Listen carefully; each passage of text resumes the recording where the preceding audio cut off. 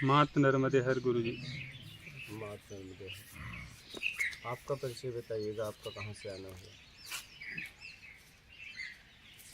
हम लोग मुंबई कल्याण से आए हैं और आपको सुनते हुए लगता कि 10-15 दिन में सवालों के जवाब मिल गए और आपके दर्शन। वीडियो कैसे मिला आपको?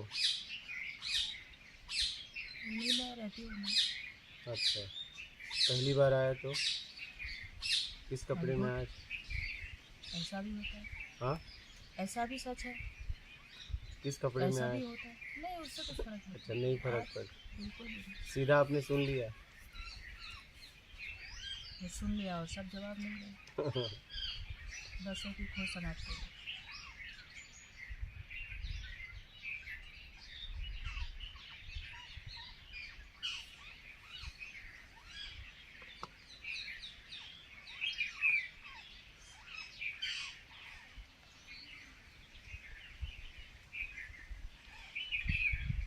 सुंदरकांड का एक दोहा है ना, ढोल गवाए शुद्ध पशुआदि ताड़नाथ अधिकारी। बस 1 साल घुमाया, जहाँ जहाँ मेरी पहुँच थी वहाँ वहाँ मैंने पूछा। और यही लगता था नारी के साथ इतना अत्याचार तुलसीदास जी ने भी कर दिया, तो ढोल की तरह पीट डालो। कहीं सही जवाब ही नहीं मिलता था। फिर अभी 1-2 दिन पहले ही आपका एक सत्संग में वो सुना था, शायद यहाँ लाइव था वो, जिसमें आपने एक्सप्लेनेशन दिया था उसका, ढोल गवाए शुद्ध पशुआदि का। तो फाइनली आई गॉट इट। बड़ी खुशी हुई। तब लगा कि समाज में जो पुरुष प्रधान समाज था उसने नारी के साथ इतना अत्याचार किया, नारी को ढोल की तरह पीटो, और वो पीट रहा है आज तक। तो ऐसे ही लिख दिया या क्या लिख दिया, क्यों लिख दिया, वो नहीं समझ में आता था, कोई सही जवाब नहीं मिलता था। फाइनली आपको एक दिन वीडियो देखा, सुनने मिला, तब समझ में आया कि क्या है, कि नारी अलग नहीं है, नर अलग नहीं। नहीं, ये तो जब आपको चाहिए, ठीक है, रसपान की इच्छा है तो नारी है पुरुष है, नहीं तो न नारी न पुरुष। ज्ञान अज्ञानता का ज्ञान मिला है संसार में, जब से जिए तब से। अज्ञानता का ज्ञान, खूब अज्ञानी हो जाओ, छोड़ दो जो कहाँ से आए हो, क्या कर रहे हो, इस इंसान में जिए। अच्छा, इसके पहले मीराबाई भी ने तो बोल दिया था, जब एक गुरु से मिलने गई, बोले मेरे गुरु स्त्रियों से नहीं मिलते। उन्होंने कहा कि मैं तो इतना समझती हूँ कि एक ही पुरुष है, कि दूसरा पुरुष कहाँ से आया। तो इससे भी बात नहीं समझ में लोगों को आई। डर नहीं है ना, क्योंकि घर से इतना भर दिया जाता है, रामायण पढ़ लो, सुंदरकांड का पाठ पढ़ लो, गीता का पाठ कर लो, ये महाभारत पढ़ लो, ये पढ़ लो, स्कूल में भी पढ़ा ही दिया, तो उसका एक्सप्लेनेशन तो किसी के पास नहीं है। रामचरितमानस में जो आप पढ़ते हैं गा गा के, हाँ ये देखो मेरी बेटी कितना अच्छे से रामायण पढ़ती है, ये प्रशंसा तो मिल जाती है, पर ये कहाँ मिलता है कि उसमें क्या लिखा हो, तुम्हें कैसे पता चला, क्या पता चला तुमको, देखो कितने अच्छे श्लोक बोलती है, ये प्रशंसा तो मिली, कितने अच्छे सुंदर गीत गाती है, कितना सुंदर भजन गाती है, पर भजन के पीछे क्या है, वो जो जानना चाहती है वो कौन दे उसको, है ही नहीं किसी के पास। नाच लो, गा लो, भजन गा लो, ढोलक बजा लो, रामायण गा लो, महाभारत कर लो, गीता गा लो, और चलो अब ये करो। तो वो जो अंदर प्यास है, वो तड़प है, वो कहाँ जाए, कौन बताए।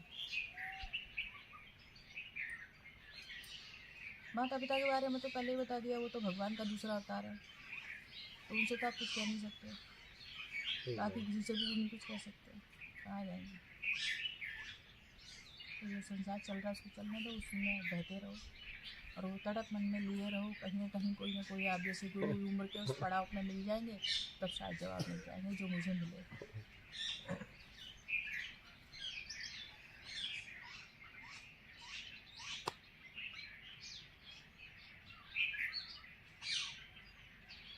ढोल गंवार पे पूरा आपको जवाब मिल गया ना, कोई संशय है उसमें? नहीं, अब कोई संशय नहीं। बहुत संशय रहा, 10-15-20 साल तक रहा। अच्छा। सबके हाथ जोड़े, कोई तो बताओ इसको, नारी के साथ इतना अत्याचार की बात ऐसे लिखी कैसे गई इसके अंदर। सीता साथ में जाती है, उर्मिला 14 साल महल में तरसती रहती है, इसके पीछे क्या है कोई साइंस नहीं बताता। एक नारी एक ही पत्नी एक ही है, लेकिन रूल अलग अलग है। एक पत्नी साथ में जाएगी और एक पत्नी घर पे रहेगी। सीता को गई तो उर्मिला को भी जाना चाहिए था, या उर्मिला घर पे रही तो सीता को भी रहना चाहिए था। ये डिसीजन करेगा कौन? ये पुरुष।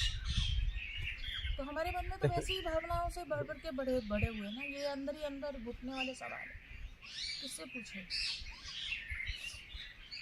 इसके पीछे कुछ और था जो आपसे सुनने को मिला।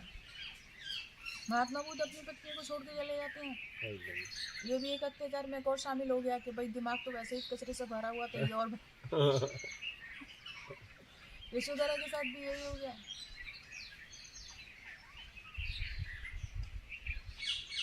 तो फाइनली बड़े बड़े भारी भारी बोझे थे, ईंट पत्थर जैसे, खाली हो गए।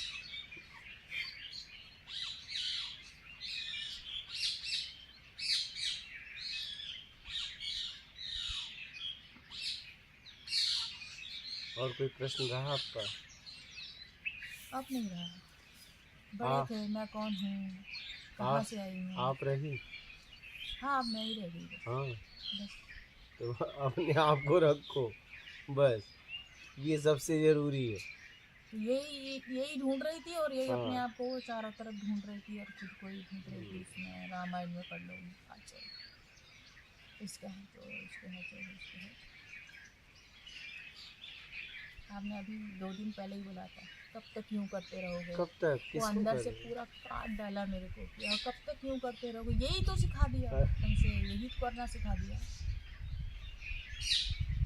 सूरज को जल चढ़ाओ, उधर ये करो, उधर मत्था टेको, उधर सर फोड़ दो, उधर ये कर दो। तुम कौन हो? कभी तो बताया नहीं कि तुम भी वही हो। हमारी तो किस्मत खराब है, हम तो ये लेके ही पैदा हुए हैं, ऐसा ही होता है। पर दुनिया में होता क्यों है ऐसा? मैंने एक उसमें भी क्वेश्चन डाला था कि आपको सत्संग सुनने के विकार हैं ही क्यों फिर, जो उनसे पीछे ही छुड़ाना है। तो इस धरती में उतना गोल क्यों दिया कि जिससे फिर अब आए शुद्ध थे, इन विकारों में भूल गए, और अब इन विकारों से पीछा छुड़ा के फिर शुद्ध होकर फिर जाना है। तो विकारों को हमने ही टेस्ट के चक्कर में अपनाया ना, स्वाद के चक्कर में। डालने वाले ने क्यों डाल दिया?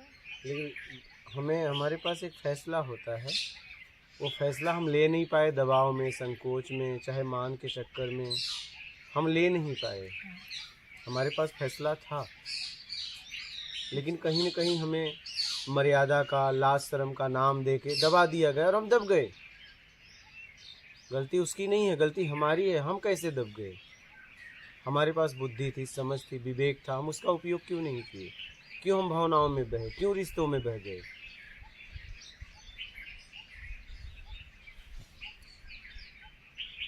हमारे पास जवाब था, लेकिन हम दब गए। छोटे बच्चे को जब बोल दिया जाता है, छोटे से बच्चे को बोल दिया तो मुझसे बात मत करना, ये अच्छी नहीं है। छोटे से बच्चे को बोल दिया था, अब वो बड़े होकर के तो इनसे बात नहीं करेगा, बड़े होने तक इनके बारे में एक नफरत पैदा रखेगा मन के अंदर। तो इसमें अब बच्चे का क्या कसूर है? हमें क्यों सिखा दिया गया ऐसा, हमें क्यों बता दिया गया ऐसा? ठीक है, कभी तो आपकी समझ मजबूत हुई। नहीं, समझ मजबूत हुई तो समझ मजबूत है, तब तक यहाँ से निकल लियो। वही तो है, लड़ना चाहिए। नहीं, आखिरी सांस तक भी आई नहीं, कई जन्मों तक नहीं आई होगी, मुझे नहीं पता जन्म होते कि नहीं होते, बट जो भी है निकल लिए। फिर जब अगली बार आए तो फिर स्कूल कॉलेज और मार खाते पढ़ते वहाँ तक पहुँचे, और तब तक जब तक शायद समझ आने को थी तब तक फिर निकल लिए। तो अब तो आ गई ना, तो सही समय पे आई है समझ। तो प्रश्न तो मेरा वहाँ पे खड़ा है ना कहाँ? कि वहाँ पे उस बच्चे को इतना मारपीट चलो अब तो हो गया, अब तो हो गया, लेकिन अब तो आप वो नहीं रही ना, अब तो मजबूत है ना। आप ऐसी गलती मत करना, दबाव संकोच में कभी जीवन ना जीना।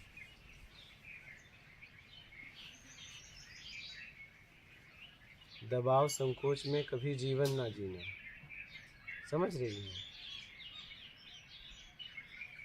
चाहे वो कोई भी व्यक्ति हो, कोई भी रिश्ता हो,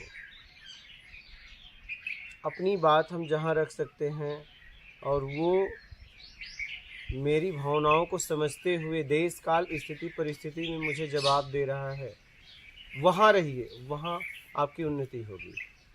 और पता चला कि हर वक्त वो बिना रिश्तों में बिना मतलब का मुझे लज्जित कर रहा है, उस जगह उस व्यक्ति का त्याग कर दो। यही नर्क है। नर्क क्या है? जब आप दबाव संकोच में जीवन जीती हैं तो वही नर्क है। कभी भी जीवन में दबाव से, कहीं भी दुनिया में कहीं भी जाओ, कहीं भी जाओ, दबाव संकोच में कभी मत जीना। अपनी बात को पूरी तरह रखना, और आपकी अगर गलती है तो उसे स्वीकार करके क्षमा मांगना, और फिर दोबारा गलती ना करना।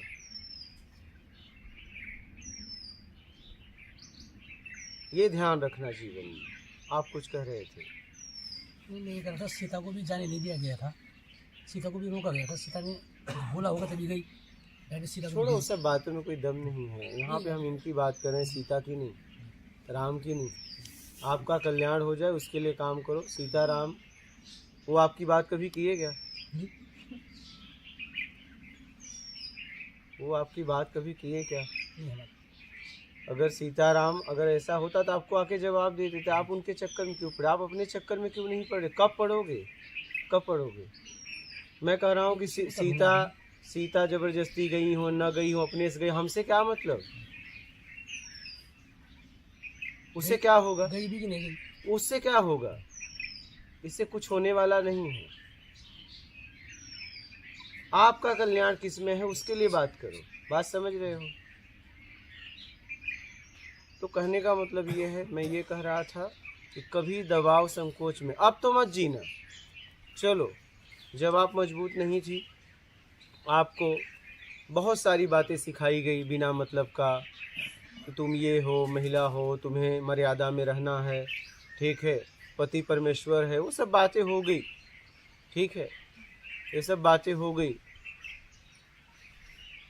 और फिर बोलते हैं पार्टनर भी है, फिर बोलते हैं परमेश्वर भी है, ठीक है। मैं तो आपको एक ही बात कहता हूँ, मर्यादा में जियो। क्या? मर्यादा में जियो, और दबाव संकोच में कभी जीवन ना जीना, कोई भी रहे। आपके मर्जी, जब आपकी मर्जी है तभी आपसे कोई कुछ बोल पाए या बात कर पाए या आपके पास बैठ पाए। मर्जी नहीं है तो चाहे कोई भी हो, भैया नहीं है तो नहीं है। दबाव संकोच में कभी भी पास में मत बैठो, बात मत करो, वो नर्क है, नर्क।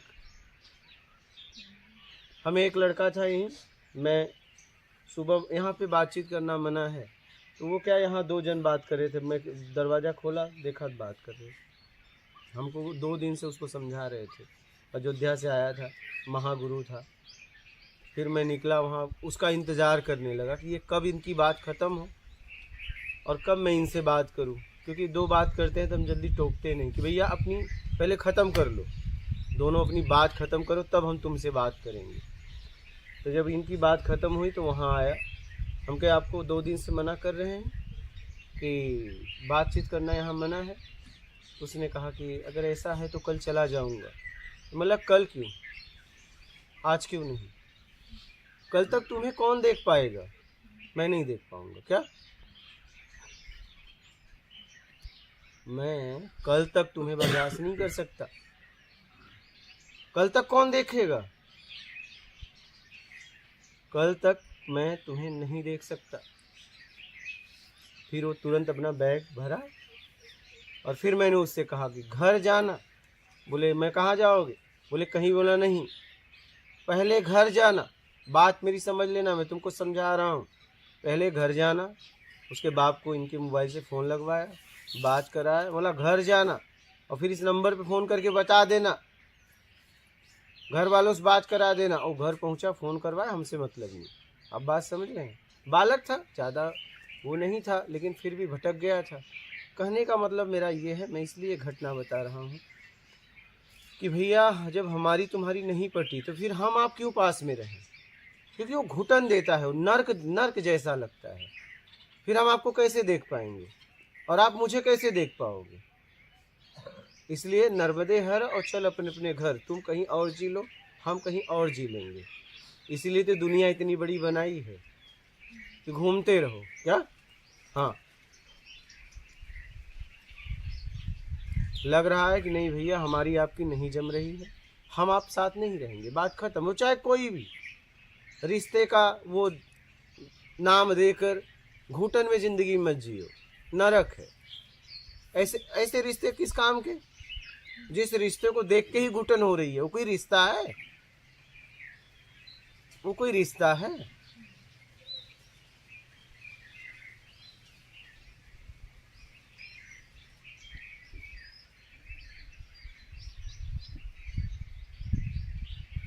इसलिए जीवन दबाव संकोच में नहीं होना चाहिए। आप बोलिए, आप साथ में आए, आपका क्या क्या परिचय है?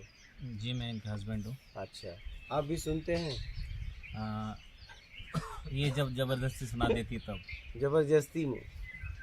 मतलब स्पीकर ऑन कर देती है। अच्छा हाँ, तो मैं ऐसे सुनता नहीं हूँ। अच्छा मैं टीचर हूँ, हम दोनों टीचर ही है। अच्छा। ये हिंदी पढ़ाती है, हाँ 8, 9, 10। हाँ। मैं 11, 12 में साइंस में फिजिक्स पढ़ाता हूँ। अच्छा, तो फिर आप स्पीकर में कभी कुछ सुने शब्द कि नहीं? बहुत बहुत कम ऐसा सुना बोला तो। कुछ शब्द तो आए होंगे कान में, हाँ हाँ। तो लग रहा है सुनने लायक है या नहीं? नहीं ऐसा ऐसा कुछ नहीं। ओके, आप जैसे इधर बताते हम भी बच्चों को बताते रहते हैं। हाँ, तो जीवन में उतारते हो बस बताते हो? पक्का बोलिएगा। किसके बारे में? आप जितना बताते हो उतना आपके जीवन में है भी कि बस बताते हो? जीवन में मैं जनरली सात्विक जीवन ही जीता मैं हूँ। ये नहीं पूछ रहा, हाँ। मैंने ये पूछा ही नहीं जी जी जी। कि आप जीवन सात्विक जीते हो कि तामसी जीते हो, मैंने ये अभी हाँ, प्रश्न किया ही नहीं। हाँ मैंने सीधा आपसे पूछा जी कि आपने कहा कि बच्चों को मैं सिखाता हूँ, जी जी। तो मैं जी। ये पूछ रहा हूँ कि क्या उसमें आप जितना सिखाते हो उसमें आप भी जीते हो? हाँ या ना, बस बात मेरे हिसाब से तो हाँ। आपके हिसाब से? अभी सामने वाले का मतलब- दृष्टिकोण अलग हो सकता है। ओके। नहीं, सामने वाले नहीं, आप हाँ। जिस हिसाब से बताए, जी जी जी जी। तो आप ये कह पा रहे हो कि पूरी तरह तो नहीं बोल सकता कि मैं उसमें जीता हूँ। देखिए, अगर ये आप कह रहे हैं, मैं नहीं। क्रोध करना हाँ। अगर उचित नहीं है तो क्रोध तो जब बच्चों के साथ भी हो जाती है और घर पे भी हो जाती है, तो क्रोध नहीं आता है ये बोलना तो ओके। नहीं, क्रोध करना एकदम उचित है, लेकिन कब? जब आप सामने वाले हित के लिए कर रहे हो जी तो। बिल्कुल बिल्कुल। अगर अपने स्वार्थ की पूर्ति के लिए अगर आप किसी पे क्रोध कर रहे हो, ये गलत। जी जी हाँ। जी। तो अगर आप क्रोध कर रहे हैं हम्म, और किसी के सुधार के लिए, ठीक है, तो ये क्रोध करना ही चाहिए। अगर मेरे क्रोध से किसी का आत्मिक स्तर, बाहरी स्तर अगर उठता है तो जरूर करना चाहिए, नहीं तो क्रोध किस काम का? सही, उचित। एक ताकत है वो एक ताकत है। क्रोध एक ताकत है और सबसे ताकतवर है। एक झटके में क्या से क्या कर देता है, बस उसे सही जगह उपयोग करिए, जी बिल्कुल। सही जगह। ज़्यादातर क्रोध का उपयोग दुरुपयोग में होता है, सदुपयोग में कम हो पाता है। बहुत समझदार व्यक्ति जिसकी समझ बहुत अच्छी है वही क्रोध का सदुपयोग कर पाता है। क्या जी बात समझ रहे हैं? तो इसलिए क्रोध का सदुपयोग करो, खूब क्रोध करो, लेकिन किसी के हित के लिए। हाँ, अपनी स्वार्थ की पूर्ति के लिए नहीं। कोई फिर कोई मतलब नहीं होगा। नहीं,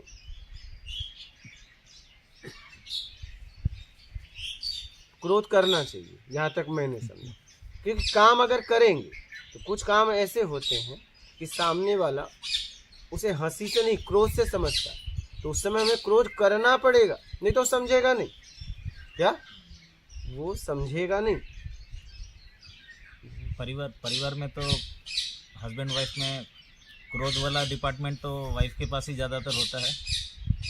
जनरली ऐसा नहीं देखा जाता है कि आज के डेट में शहरी ज़िंदगी में कि ऑफिस से हस्बैंड आया और चिल्लाना चालू कर दिया। गांव का तो मुझे पता नहीं, मैं गांव में नहीं रहा हूँ, लेकिन जैसा आजकल सुनाई देता है कि हस्बैंड वाइफ में ज़्यादा गुस्से वाला कौन है, तो जनरली देखा जाता है कि वाइफ गुस्से वाली होती है, क्योंकि उसके पास दुनिया भर के काम होते हैं, घर का काम, बाहर का काम, मल्टीटास्किंग जिसको बोलते हैं इंग्लिश में।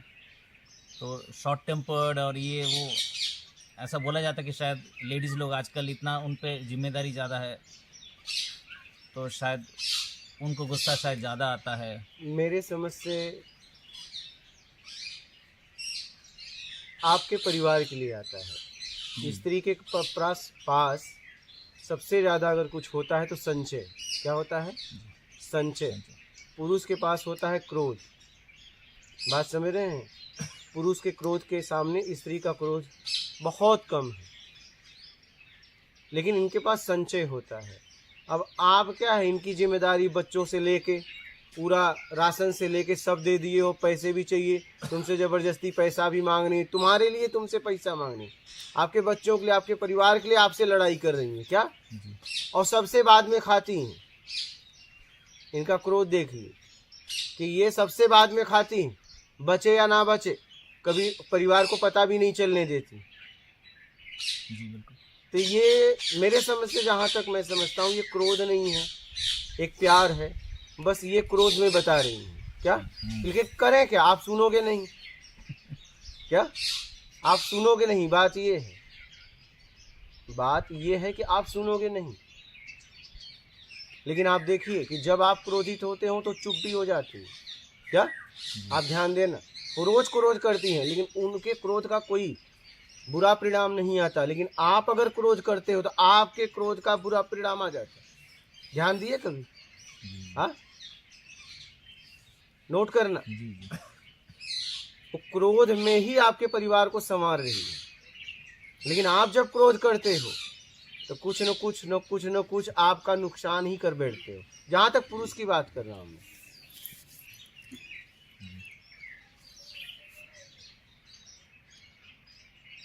तो इनका क्रोध आपकी वजह से है, इनका क्रोध आप, क्योंकि घर खर्च सब इन्हें आप दे दिए हो।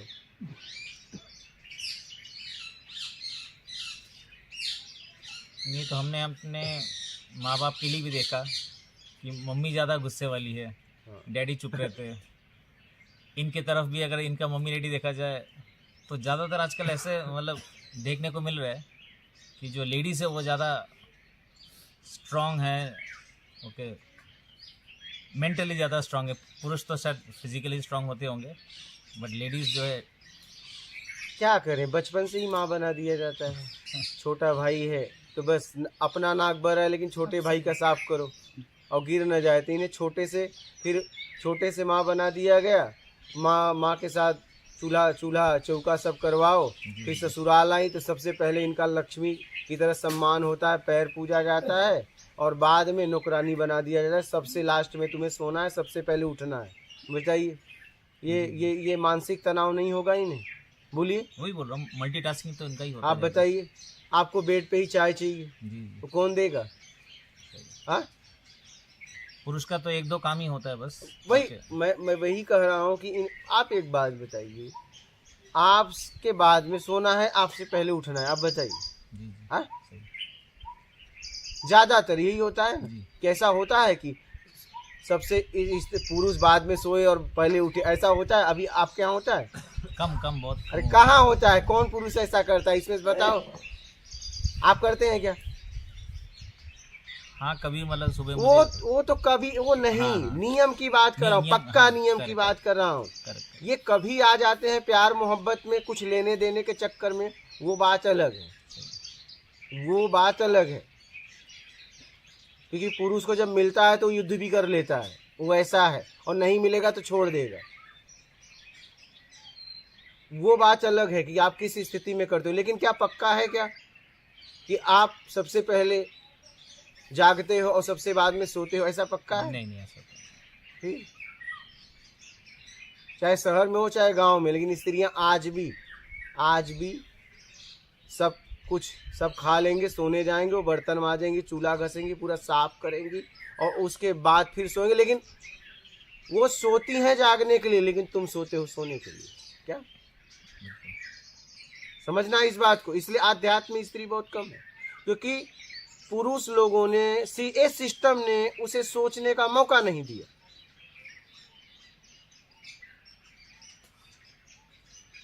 अध्यात्म में बहुत कम है, मंदिर में बहुत ज्यादा है। पता है क्यों? बेटा पास हो जाए, पति की अच्छी नौकरी ले, वहां भी अपने लिए नहीं है। देखो, ये आप समझ रहे हैं, वहां भी अपने लिए नहीं है। मकान बन जाए, पति का व्यापार अच्छा हो जाए, बिजनेस अच्छा हो जाए, नौकरी लग जाए, बेटा पास हो जाए, बेटा अच्छा पढ़े, ये मतलब पूरी जिंदगी अपनी लगा देती हैं उन लोगों के लिए। और वो लोग इनको कभी समझते नहीं, कभी नहीं समझते। मंदिर में सबसे ज्यादा पुरुष से ज्यादा स्त्री मिलेंगी। क्यों पता है? मांग के चक्कर में। किसके लिए? अपने लिए नहीं ना, तुम्हारे लिए, तुम्हारे बच्चों के लिए, तुम्हारे परिवार के लिए सबसे ज्यादा। अध्यात्म में ये कम आती। क्यों आती है पता है? क्योंकि इन्हें आप सोचने ही नहीं देते, इन्हें सोने ही नहीं देते। आप सोते हो बढ़िया फर्स्ट क्लास सोने के लिए, ये सोती हैं जागने के लिए। आप समझ रहे हैं? अगर एक दिन ये तुम्हारे बाद उड़ जाए परिवार के बाद, तब देखो, तब इन पे देखो पूरा परिवार टूट जाएगा। लेकिन आप 11, 12, 1, 2 बजे उठो ना, बेटा तबीयत खराब है क्या? माँ आएगी, बेटा तबीयत बुखार उखार है क्या? इनको अगर लेट हो जाए तब देखो, इनको कोई ऐसे पूछने जाता है? हाँ, कि बहू क्या हुआ, बेटी क्या हुआ, कुछ बुखार उखार है क्या? हाँ, नहीं, कोई नहीं पूछने जाता। मैंने देखा है, अपने परिवार में खुद देखा है, अपनी बहन के यहाँ खुद देखा है, बीमार अवस्था में भी भोजन बनवाना। ये आपने भी किया होगा, पता नहीं शर्म नहीं आती आप लोगों को, कैसे भोजन ग्रहण करते। एक बीमारी अवस्था में भी आपको लिए भोजन, पता चला कि बुखार का टेम्परेचर हाई, लेकिन भोजन बना रही और आप बढ़िया से खा रहे हो। पता नहीं आप, मतलब आप में क्या है, मतलब कितना राक्षस प्रवृत्ति चली गई है। तो ये एक व्यक्ति बीमार अवस्था में आप, अच्छा चड्डी भी धो रहा है, कपड़े भी धो रहा है, दवा भी ले रहा है, और आप उसे सारा काम करवाते। आप करवाए हो या नहीं? ये स्थिति कभी हुई है आपके घर में कि नहीं? ये टेबलेट लेते हुए आपका काम की है। जी बिल्कुल। आपको कभी शर्म नहीं आई? नहीं आएगी, क्योंकि आप इतना सोचे ही नहीं। एक बीमार व्यक्ति के साथ हम भोजन कर रहे हैं, उसके हाथ का कपड़ा भी दिलवा रहे हैं, पोछा भी मार रही है। सोचिए बात, समझिए इस बात को। अगर हम अपने स्तर को देखेंगे, पुरुष अपने स्तर को देख ले अगर पूरी तरह, तो उसे शर्म आने लगेगी।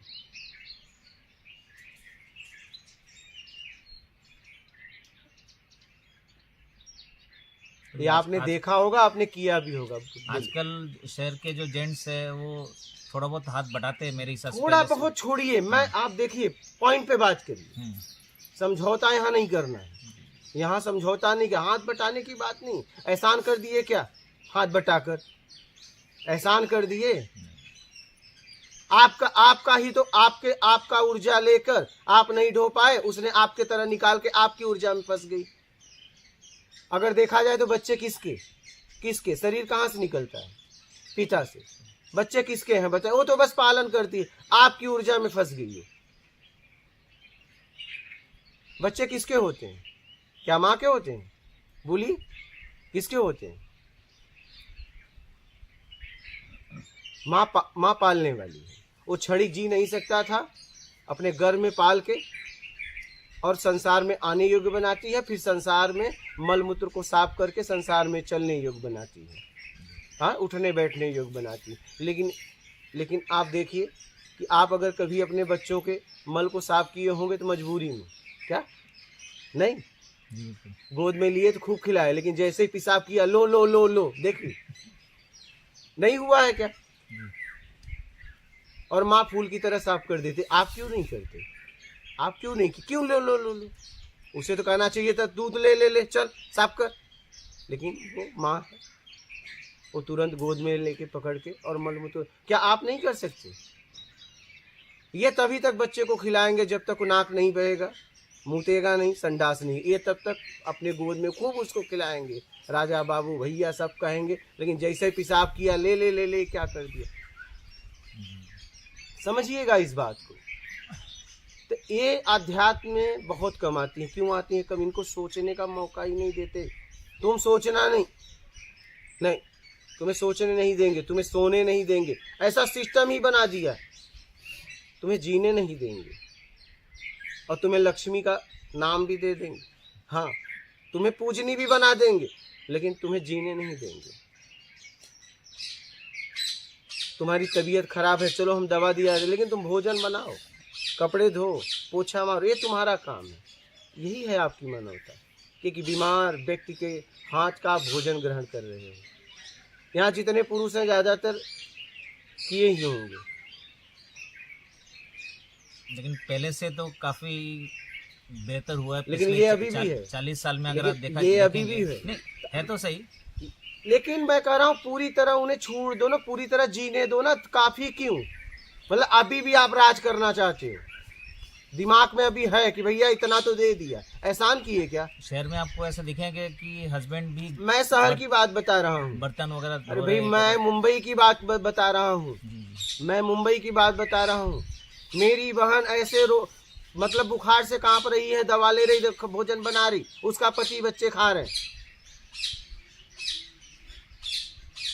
मैं इस दृश्य को देखा हूं, मैं ऐसे ही नहीं बोल रहा हूं।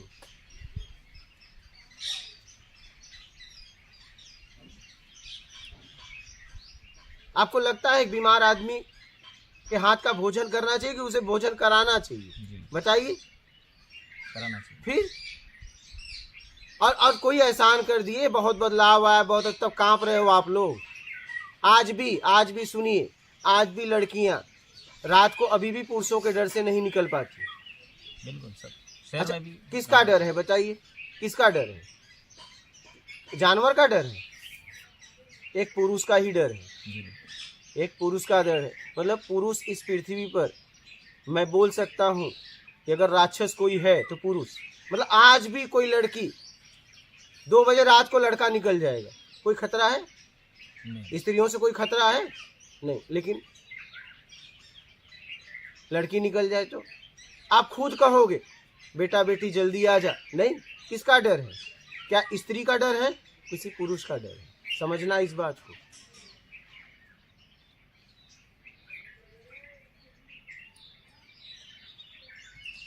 ये जितना भी अशांति है इस दुनिया में, उसका जिम्मेदार एक ही है, पुरुष। आज भी बहन बेटियां रात को निकल नहीं पाएंगी। आप लग रहा, चाहे शहर हो चाहे कहीं भी हो, आज भी उन्हें डर है, आज भी उन्हें भय है। एक चौराहे पे अनेक स्त्रियां खड़ी हो, एक लड़का सुरक्षित आ जाएगा नहीं, लेकिन अनेक पुरुष खड़े हो, वो महिला आपको लग रहा है सब घूर के उसे देखते हैं कि अगर पा जाए तो नोच ले। सबसे ज़्यादा पुरुष अगर काम भाव और सबसे ज़्यादा अगर करता है तो आँखों से, सबसे ज़्यादा शोषण करता है आँखों से, शरीर से कम करता है आँखों से ज़्यादा। सबसे ज़्यादा भोग आँखों से करता है वो। इससे हमें आपको निकलना होगा। क्या? जब हम इन्हें देखें तो देख पाएं, इन्हें इनके लिए देखें। इस शरीर में भी आत्मा है, क्योंकि इन्हें पता चलता है, जब आप इन्हें देखते हो तो ये आंखों से पता चल जाता है कि आप इन्हें किस भाव से देख रहे हो। ज्यादातर पता ही चल जाता है। तो अपने आप को ऐसा बनाओ कि आप इन्हें देख पाओ, इन्हें देख पाओ। क्या? हाँ, इन्हें देख पाओ।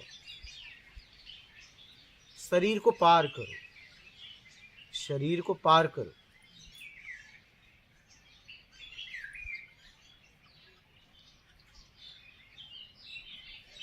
सबसे ज्यादा भोग पुरुष अगर करता है तो आंखों से, सबसे ज्यादा, हर वक्त। क्या? हर वक्त। वो तो रिश्तों में भी जाता है लेकिन वो बचा लेता है। क्या? बहन है, माँ है, नहीं, वहां भी वो नहीं छोड़ता अगर माँ बहन का स्टैम्प नहीं लगा होता। क्या? ज्यादा तो वहां भी नजरें फिसलती है लेकिन वो बचाता है।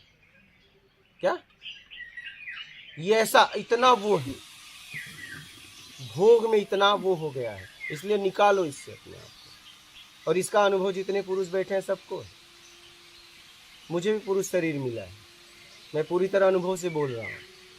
लेकिन हाँ, इससे अपने आप को निकाल सकते हो, इससे अपने आप को निकाल सकते हो, इससे अपने आप को निकालो। और गृहस्थ जीवन में हो तो अगर पत्नी जितना दिन बीमार हो उसके हाथ का भोजन मत करो, उसको कराओ। ये मानवता है। अगर आप एक बीमार आदमी के हाथ का भोजन कर रहे हैं तो ये दानवता है। लगता नहीं आपको? जिस व्यक्ति से शरीर नहीं संभल रहा है, आप उससे अपनी सेवा ले रहे हो, ये शर्म की बात नहीं है। बताइए, उस व्यक्ति को आराम की जरूरत है और आप उससे सेवा करवा रहे, और हम अपने आप को समझदार भी कहते हैं। क्या हम अपने आप को बुद्धिमान, समझदार, विवेकवान, कई स्टैम्प मार दिए हैं, क्या महान, कई स्टैम्प मार के बैठे हैं, लेकिन कर क्या रहे हैं वो देखिए। देख पाओ तो देखना आप कि कर क्या रहे हो, आपके द्वारा हो क्या रहा है, आपने जिंदगी कैसी जी, जरा जाइए अतीत में। ठीक है, अब पीछे जिया तो जिया, लेकिन अब वो ऐसा मत जियो। किसी की भावनाओं को समझो, रिश्ते की अहमियत को समझो, मानवता को समझो। जब किसी की तरफ देखो तो सच में उसे देख पाओ। उसका बैकग्राउंड मत देखो, चाहे वो पैसा हो, चाहे उसकी शरीर हो, चाहे उसका टैलेंट हो, नहीं, एक बार उसे तो देखो।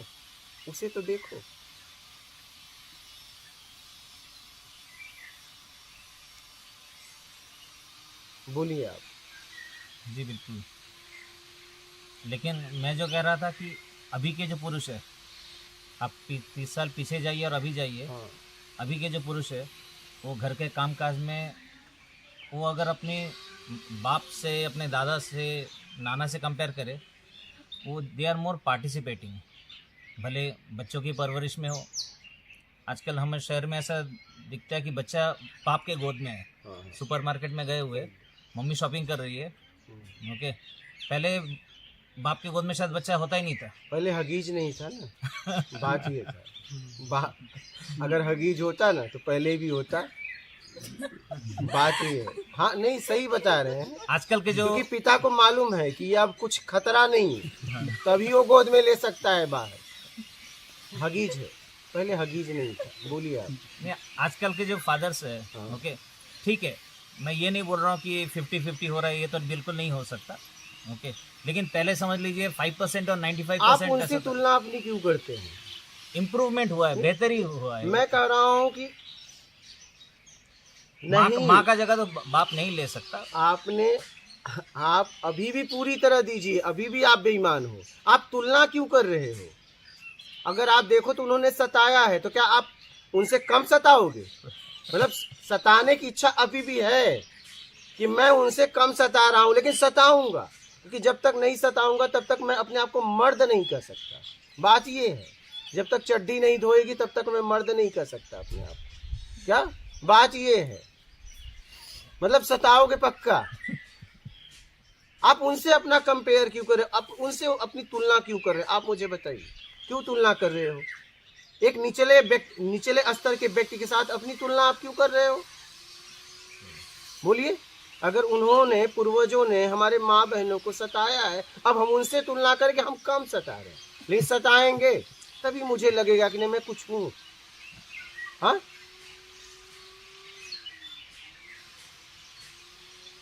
समझिएगा इस बात को। आप उनसे तुलना अपनी कर रहे हो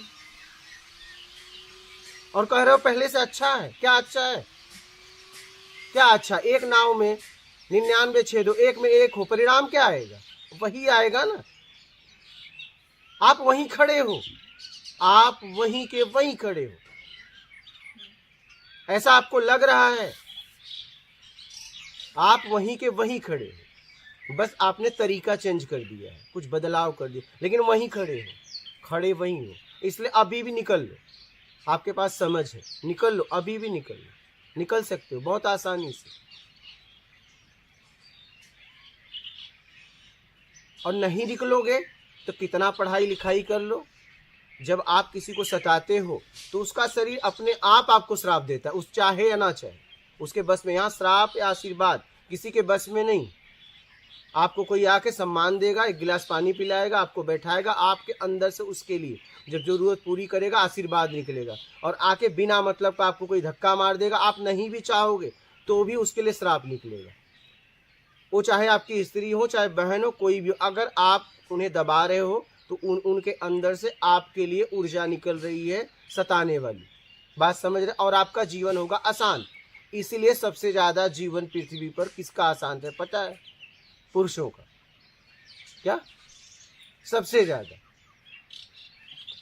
बेचैन होके पागल की तरह घूम रहे हैं। क्या?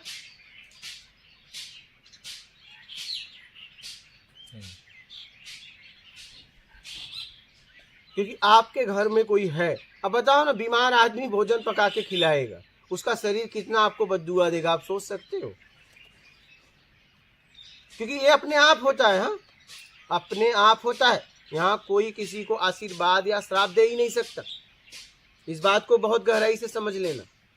ये अपने आप आशीर्वाद या श्राप निकलता है सामने वाले के कर्म के अनुसार। ये किसी के बस में नहीं है कि आपको आशीर्वाद या श्राप दे दे। नहीं, आपका जैसा कर्म, आपका जैसा कर्म वैसा सामने से ऊर्जा निकलती है। तो आप उनसे तुलना क्यों कर रहे हो बताइए? खड़े तो वही हो, आपको नहीं लग रहा है क्या? बोलिए जी। बेहतर तो हो ही सकता है और बेहतर हो सकता नहीं पूरे। अरे फिर वही बात, आप परसेंटेज में क्यों जाते हो? या तो हाँ या तो ना, या तो मैं हाँ में खड़ा हूं या तो ना में खड़ा हूं। सीधी सी बात है। आप परसेंटेज में क्यों? आप परसेंटेज में क्यों देना चाहते हो भाई? क्या आप इनके मालिक हो? नहीं, आप क्या हो बताइए? आप क्या इनके मालिक हो कि इनके जीवन का फैसला आप ही करोगे? क्या इतनी इनकी स्वतंत्रता नहीं है कि अपने जीवन का फैसला खुद कर लें? बहुत दे दिया हमने छूट। अरे वाह, क्या बात! ये तो मालिक है कि छूट दिया हूं तुम्हें, और ये भी अगर ज्यादा हुआ तो खींच लूंगा। और ये अगर अपनी ताकत देखें तो मैं आपको बताता हूं, जितने यहाँ पुरुष बैठे हैं, जिस ऊर्जा को आप अपने शरीर में रख नहीं पाते हो, आपके जैसा बना के निकाल देते। ये ताकत आप में नहीं, ये ताकत आप में नहीं। और उनमें ये भी ताकत है कि अपने शरीर से पाल भी सकती है। ये ताकत पुरुष में नहीं, लेकिन इन्होंने अपने ताकत को समझा नहीं। इनकी मानसिकता में गुलामी डाल दी गई कि पति परमेश्वर है। एक जगह बोल रहे थे ऐसे, भाई पंडित लोग बैठे थे, बोले पति परमेश्वर है। तो बोला क्या पत्नी डाइन है क्या? वो भी तो देवी है। हाँ नहीं, वो क्या है? आप ऐसा क्यों नहीं बोले कि ऐसा क्यों नहीं बोलते कि स्त्री देवी है? ऐसा कहो, ऐसा कहो अपनी स्त्री को कि तुम भी देवी हो। अगर तुम मुझे परमेश्वर मान रही हो तो तुम भी देवी हो, आप उसे कहिए नहीं। और ये भी देखो भोली भाली, इतना सताने के बाद भी यही कड़ुआ चौथ रखती हैं कि आपकी उम्र और बढ़े। देखिए, हाँ, उम्र भी बढ़ा रही, तुम और मुझे सताओ। अच्छा, मैं महिला नहीं रहा तो मैं तो ऐसा व्रत रखता, तू जल्दी निकल। हाँ, क्या करेंगे ऐसे एक साथ जी के? तू जल्दी निकल। कोई ऐसा व्रत बताओ भाई कि जल्दी निकले और हम जी सके, हम जी सके। क्या मतलब ऐसे व्यक्ति के लिए कड़ुआ चौथ रखना? पुरुष भी तो रख सकता है भाई कि मेरी पत्नी की आयु बढ़े। पता नहीं ये कौन सी पागल है कि हम इनके पहले मैं मर जाऊं। मरने के लिए भी तैयार, उसके लिए जिसका जीवन भर, जिसने इसका शोषण किया, उसके लिए कहती हैं, मन्नत भी मांगती हैं, मुझे वरदान दो। किसका? सौभाग्यवती। बताइए, ये इनसे पहले मरने के लिए भी तैयार है। बताइए, सुहागन मरना चाहती है। सही है। हाँ, और ऐसा नहीं कि ये तुम्हारे लिए तड़पेंगे, ये तुम्हारे जाते ही कहीं खोज लेंगे। क्या? हाँ, ये तो तैयार हैं। ये तो जीते जी खोज रहे हैं। समझिएगा इस बात को, आप इस बात को समझिए, गहराई से समझिए। आप कहाँ खड़े हो ये देखिए। या तो आप हाँ में या तो ना में, आप वहीं के वहीं खड़े हो और कह रहे हो कि 40 साल से पहले से अच्छा है। अब क्या अच्छा है? अभी भी वही हाल है, अभी भी वही हाल है। अभी भी नहीं निकल सकती है। अभी भी अगर ये निकल रही हैं और अंधेरा है, कई लड़के लोग हैं वहाँ कोई नहीं, तो ये एकदम रोम रोम इनका कांपने लगता है। कुछ हो या ना हो, लेकिन ये है डर। ये डर अभी इनके अंदर से निकला नहीं है। और उसका जिम्मेदार कौन है? पुरुष समाज।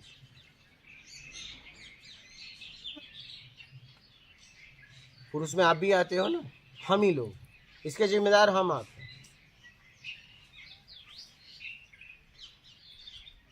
नवरात्रि चल रही है, बड़ा दुर्भाग्य है इस देश का। 9-9 साल की कन्याएं खोजते हैं, उनके पैर पूजते हैं, पैसे चिपका देते हैं, खाना खिला देते हैं, और उसी 1.5-2 साल की लड़की के साथ ये पुरुष हाँ तो अत्याचार करते वही हैं। तो तब पैर पूजते समय तो देवी और दुर्गा है, सब कुछ है, दुर्गा की उपासना करते हैं, 9 दिन उपवास रखते हैं, 9 दिन नवरात्रि 2-2 बार रखते हैं। ये वही पुरुष समाज है ना। ये क्या कहते हैं, भारत माता की जय, और भारत माता को लूट लो क्या।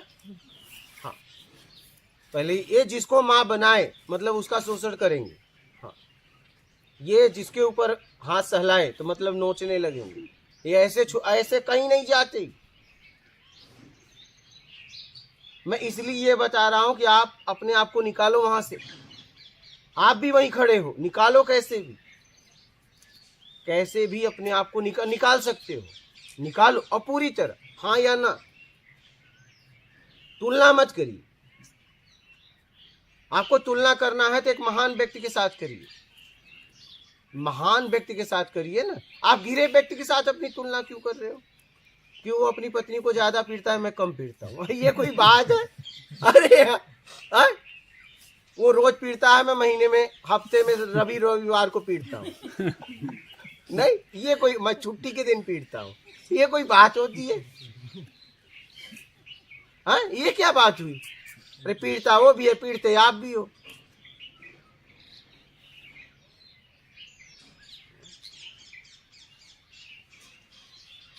तो आप देख पाए तो देख पाए आप कहाँ खड़े हो। शिक्षित होने के बाद भी देखो कहाँ खड़े हो आप। ये शिक्षा किस काम की? ये शिक्षा किस काम की? ये तो बस हम पैसा कमा रहे हैं, बढ़िया बस।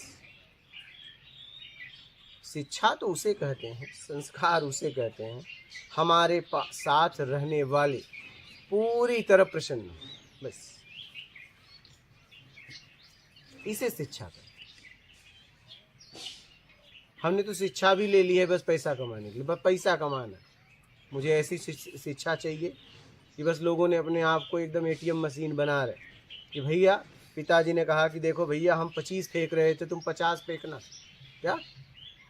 नहीं, मैं ऐसा ही ATM लेके घूम रहा है, तुम सिल्वर में जाना, तुम गोल्ड में जाना। नहीं, हाँ, तुम्हारे अकाउंट से महीने का मेरे 25 आया, तुम्हारे 50 आना चाहिए। फिर उसको बोल रहे हैं कि लाख के नीचे आना नहीं चाहिए।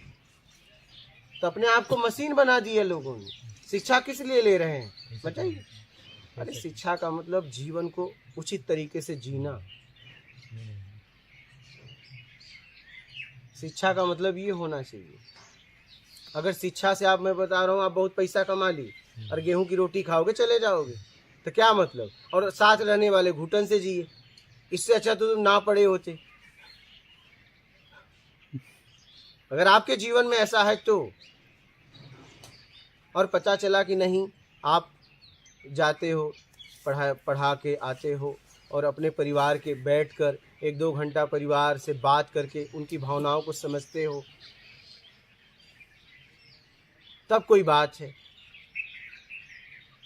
पैसा पैसा पैसा, पागल। ये इंदौर से कल आए थे, अरे अभी भी 66 साल में अपने आप को नहीं छोड़े। बोले अभी भी फैक्ट्री जाते। मतलब क्या जरूरत है भैया, अब तो छोड़ दे अपने आप को। मतलब पैसे के लालच में अपने आप को भी रगड़ रहा है। यहाँ तक कि आपको मैं बताऊं कि आज चाहे मैं हूँ, चाहे आप हो, अगर हम आर्मी हो, मिलिट्री हो, इनका बहुत सम्मान करते हैं।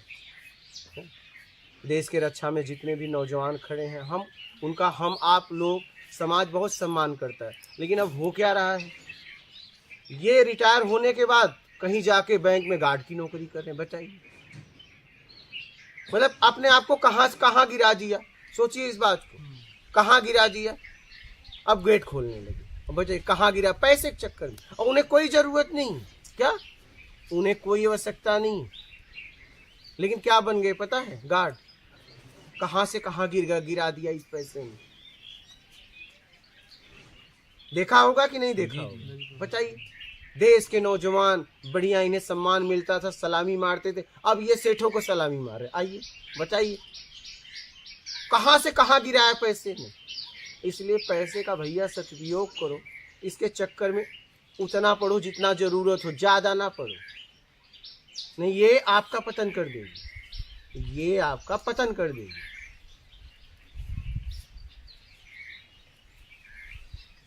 अब तो हालत ये है कि आप सामान इतना महंगा लगा रहे हो, जरा सा उस पर खरोच लग जाए फिर देखो, जिंदा आदमी को आप छोड़ोगे नहीं। क्या काई को इतना महंगा लिए यार, इतना महंगा लेते टूट जाता, कोई फर्क नहीं पड़ता। औकात से ज़्यादा खरीदने की क्या ज़रूरत थी, औकात से ज़्यादा खरीदने की क्या ज़रूरत थी। प्रॉपर्टी बनाने के चक्कर में आपको मैं बताऊं, लोन ले लिए, अब ले लिए 20 साल तक। अब सीनियर कुछ भी बोलेगा क्योंकि नौकरी गई तो ये भी चला जाएगा जितना भरा हूं। अब सुन सुन के नौकरी करना पड़ रहा है, ये हालत हो गई। मतलब खुल के जी नहीं सकते, क्योंकि अगर नहीं लिया होता और अपनी क्षमता में रहते तो कभी भी बोलते हम जा रहे हैं, नहीं करेंगे काम। लेकिन अब सुन के करना पड़ रहा है, क्यों? क्योंकि किस्त अगली भरनी है, और ये नौकरी छूट जाए, अगली न मिले तो समझिएगा इस बात को, क्या जरूरत है। अरे भैया जितनी क्षमता थी उतने में बढ़िया से रहता आराम से, क्यों सोसाइटी मेंटेन कर चक्कर में अपने आप को गिरा दिया। लेकिन ऐसा ही हो रहा है। पिताजी ने एक फ्लैट बनाया, तुम बंगले और कार तक पहुंचोगे, वो 22 तक पहुंचे थे। अच्छा उससे क्या हो गया? पिता वाला मकान आप बेचे, आप वाला आपका बेटा बेच देगा। इसलिए हम जिसके साथ हैं, जितना मेरे पास है और जितनी मेरी ज़रूरत है उसमें जीना चाहिए।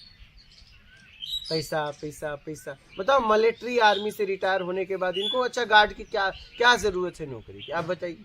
है एक की नौकरी भी खा गए। नहीं, अगर ये नहीं करते तो किसी को तो नौकरी मिलता, समझना इस बात को। एक की नौकरी भी खा गए, एक जरूरतमंद को मिलता या नहीं मिलता? आप बताइए। अगर उस पद को ये स्वीकार नहीं करते तो एक जरूरतमंद को नौकरी मिलता ना। लेकिन वहां से फिर यहाँ आ गए, और कितना पैसे ने गिरा दिया, बताओ गिराया कितना।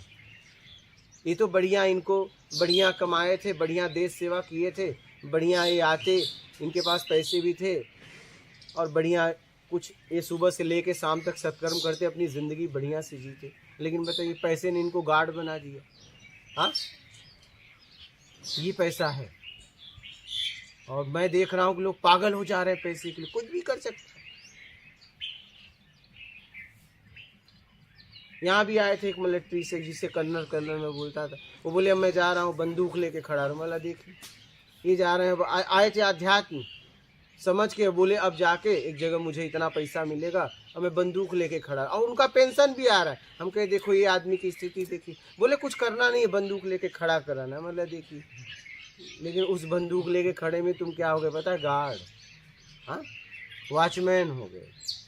पैसे के लालच ने कितना गिरा दिया आपको पता है? आपका स्तर कहाँ गिरा दिया आपने? और कमी भी नहीं। कर्नल की तो सैलरी बहुत होती है। उनका कुछ पद नीचे था, ऐसे ही हम कर्नल बोलते हैं। फौज में थे, पद नीचा था, फौज में था। इनका अच्छा डिमांड भी रहता है इनका रिटायर होने के बाद ना, रिटायरमेंट बॉडीगार्ड और ये अच्छा यही एक देश सेवक अगर किसका बॉडीगार्ड बनते हैं? कोई बड़ा आदमी का बॉडीगार्ड बताइए, सेलिब्रिटी का।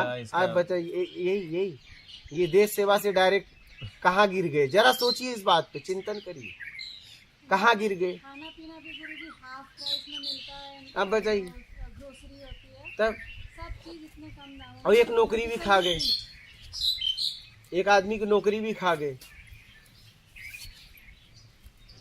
तो मैं ये कहना चाहता हूँ, लेकिन इसके लिए परिवार का कोई जिसको जिम्मेदारी है, हो सकता है उनकी बेटियां हो, जिनकी शादी कराना हो, या फिर बच्चे हो जिनको अच्छे, ये जो आए थे उनको कुछ ऐसा नहीं करना था। ये सब सक्षम रहते हैं, इतना पेमेंट मिलता है कि सब ये नौकरी तक कर लेते हैं। इनका पेमेंट कम होता है क्या? मेरा तो ये कहना है कि जहाँ भी हो, देखो आपके आसपास वाले को समय दो, उनको उनके साथ बैठो, उनसे बातें करो, उनकी भावनाओं को समझो। पैसे के चक्कर में इतने पागल मत हो जाओ टाइम ही नहीं मिलता कि नोट है नोट। शादी किस लिए की? बताइए। कल एक व्यक्ति ने कमेंट किया कि मैं दोनों गवर्नमेंट में हूँ, 100 किलोमीटर दूर हो रहती है, मैं रहता हूँ, क्या करूँ? अरे हमने कहा क्या करूँ, नौकरी छोड़। अरे मतलब छोड़ भाई, तू साथ में रह। तूने शादी क्यों की फिर? जब 100 किलोमीटर दूर ही रहना था तो शादी करने की क्या जरूरत थी? हाँ, एक भैया एक कमाओ और दोनों मौज से बढ़िया से जिंदगी जियो, लेकिन पैसा पैसा पैसा, हाय रे पैसा।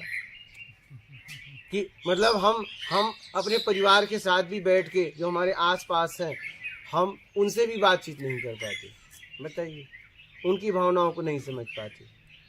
काम काम पैसा, काम किसके लिए? पैसे के लिए बस। ऐसा भी नहीं कि कुछ और बदलाव के लिए, समाज के लिए, नहीं नहीं नहीं, पैसा। बस 1 से 2 कैसे करें क्या? लेकिन 1 से 2 के चक्कर में आपका क्या खो रहा है, आप समझ सकते हो?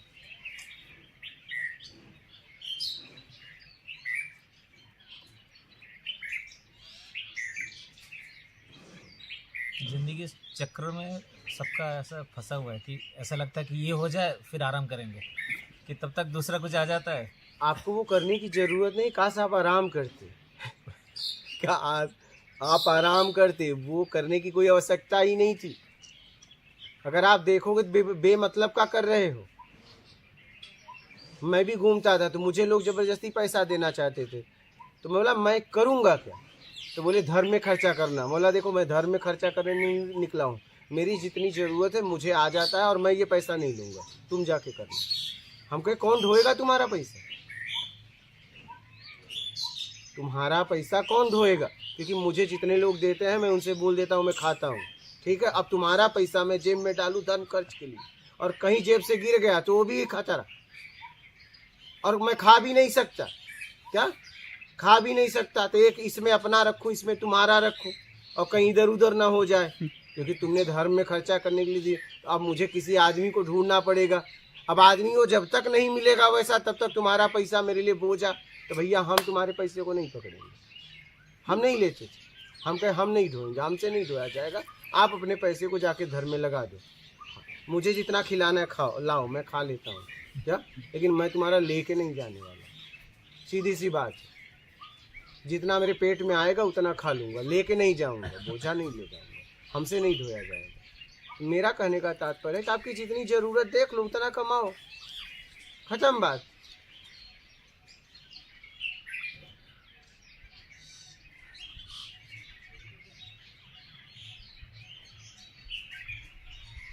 बोलिए, और कोई प्रश्न हो आपका, आप कुछ कहना चाहें तो। नहीं, आपने जो बोला सही है। बाकी पुरुषों के ऊपर भी अलग अलग बहुत सारा प्रेशर जो है। क्या यहाँ मैं कोई झगड़ा स्टार्ट नहीं करना चाहता कि आप अच्छा बताइए क्या प्रेशर है, बताइए क्या? नहीं, मतलब नहीं, मुझे बताइए। हु इज कंट्रीब्यूटिंग मोर, इसके ऊपर अगर बहस करने लगे तो इसमें कोई इसका बोलना अंत नहीं बोलना होना है, अपनी बात को रखनी है। हाँ, आप अपनी बात रख सकते हैं। ये अपनी बात को रख सकते हैं। आप या हम किसी को दबा नहीं सकते, आप अपनी बात को रख सकते हैं।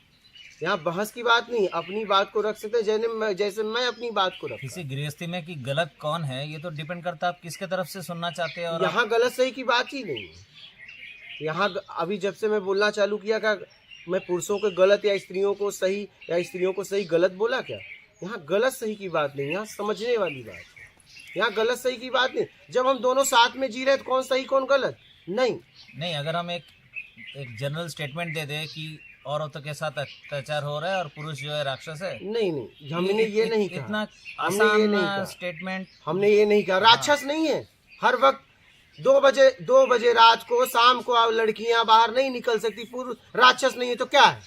अपने आप को तुम राक्षस नहीं कह सकते? जी, बिल्कुल वो एक चीज है। अच्छा बताओ, ऐसा कभी डर हुआ क्या कि आपका बालक आ रहा है, आपको डर है कि लड़कियां चौराहे पे खड़ी हैं, बेटा जल्दी आ जाओ नहीं तुम्हें पकड़ लेंगी? वो एक पक्ष है, लेकिन वही सोकल राक्षस सुबह निकलता है, दिन भर 10 घंटा एहसान करता है, 12 घंटा काम तो एहसान करता है, स्त्री का भोग करता है, एहसान करता है क्या? बिल्कुल नहीं।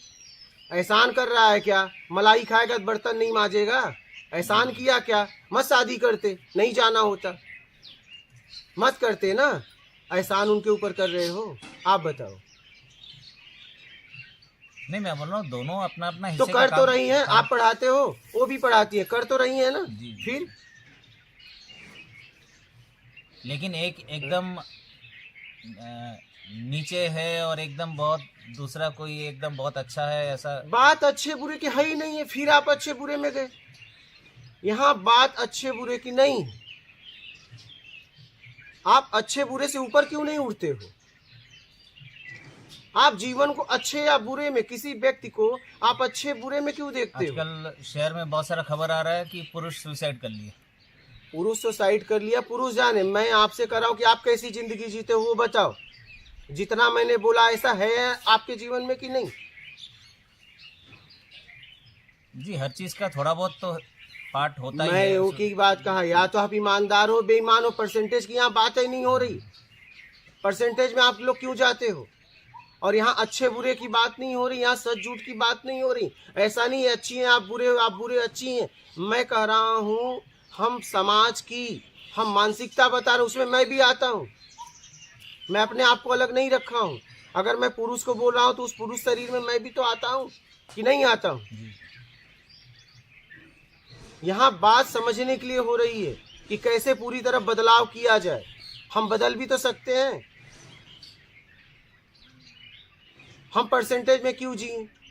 हम अच्छे बुरे में क्यों जिए? अगर रिश्तों में अच्छा बुरा है तो कोई मतलब ही नहीं। कोई सही है कोई गलत है तो फिर उसका मतलब बनावटी रिश्ता है। अरे हम आप साथ रहे और वहाँ सही और गलत। आप किसी भी परिवार में जाके पूछिए, पुरुष जितना कमाता है उसका कितना हिस्सा वो अपने आप पे खर्चा तो किसके करता लिए कमाता है? है? पत्नी के लिए, बच्चों के लिए। पत्नी के लिए कमाते हो कि अपने बच्चों के लिए कमाते? किसके बच्चे हैं? तुम्हारे हैं, उसकी तो है नहीं। उसको तो भ्रम हो गया। इसी भ्रम को तो मैं तोड़ना चाहता हूँ। अगर ये टूट जाए इनका, तब इनके बच्चे ही नहीं है, बच्चे तो तुम्हारे हैं। काश इनका ये भ्रम टूटता।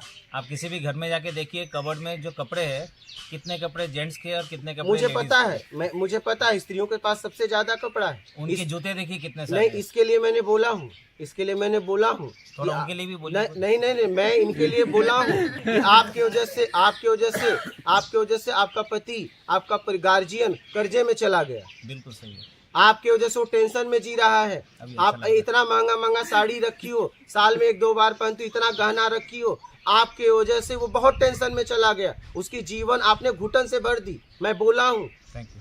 मैं बोला भी हूँ, पहले भी बोले हैं। मैं पहले भी बोला हूँ कि आपके वजह से आप वो साड़ी, वो अभी कुछ दिन पहले भी बोला था। हम कहे 20-20 हजार की साड़ियाँ आप लोग लेते हो और साल में 1 बार पहनते हो, और वो सामने वाला गार्जियन की जिंदगी कैसी होती है, नर्क हो जाती है बढ़ते बढ़ते। जरूरत ही नहीं, आप इतना कपड़ा क्यों लेते हो? मैं बोल चुका हूँ, ऐसा नहीं है।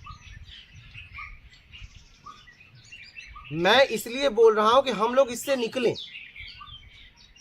हम लोग कैसे इससे निकल जाएं और अपना आत्मिक कल्याण कर लें, हम इसलिए बोल रहे हैं। हम कहाँ फंसे हैं, हम इन्हें देख पाए तो इन्हें देख पाए। अगर हम इन्हें देख रहे हैं और हम भोग के दृष्टिकोण से देख रहे हैं, इनमें इनका नुकसान नहीं, मेरा है। मैं गिर रहा हूँ, मेरी ऊर्जा खत्म हो रही है और मिला कुछ नहीं। आप बात समझ रहे हैं? मैं ये कहना चाहता हूँ, इनका क्या हुआ? हाँ, इन्हें भी जरा सा घुटन हुई, लेकिन अब वो घुटन आदत में बदल गई है। क्या अब वो घुटन इनका आदत में हो गया कि यार चल ये सब ऐसे हैं, कोई फिक्र, अब इनको फिक्र है। लेकिन तुम गिर रहे हो। क्या मैं इसलिए बता रहा हूँ कि हमारी ऊर्जा बच जाए, कि जब हम इन्हें देख पाए तो देख पाए। जब हम इन्हें देख पाएंगे तो हमारी ऊर्जा खर्च नहीं होगी। आप समझ रहे हैं? वो ऊर्जा हम कहीं और लगाएंगे। हम इसलिए एक बात कर रहे हैं। और इनकी तो आदत पड़ गई है, इनकी तो आदत पड़ गई। अब इन्हें कोई फर्क नहीं पड़ता, अब इन्हें कोई फर्क नहीं पड़ता, क्योंकि घुमा फिरा के 99% लोग ऐसे हैं, आंखों से भोग ही करते हैं। तब इनकी आदत पड़ गई है इन्हें। लेकिन आपको बहुत फर्क पड़ता है, क्योंकि आपकी ऊर्जा खर्च हो रही है। आप समझ रहे हैं? और स्त्रियों पे मैंने बोला है कि भैया गहने कम करो, जितनी जरूरत साड़ी कम करो। मुझे पता है आपके घर में चाहे जितने पुरुष बैठे हैं, महिला के पास बहुत साड़ियाँ हैं, बहुत कपड़े हैं, बहुत गहने। आपके पास एकदम ज़रूरत में और ज़रा सा ज़्यादा होगा, लेकिन इनसे तो कम ही रहता है। इनको ये आदत बदलनी चाहिए। पहले मैंने बोला ना, आपने कहा क्रोध, हमने कहा नहीं, क्रोध पुरुष में, इनमें संचय का भाव बहुत होता है। पहले बोला ना, इसके पहले मैंने बोला ये बात, इनमें संचय का भाव बहुत ज़्यादा रहता है।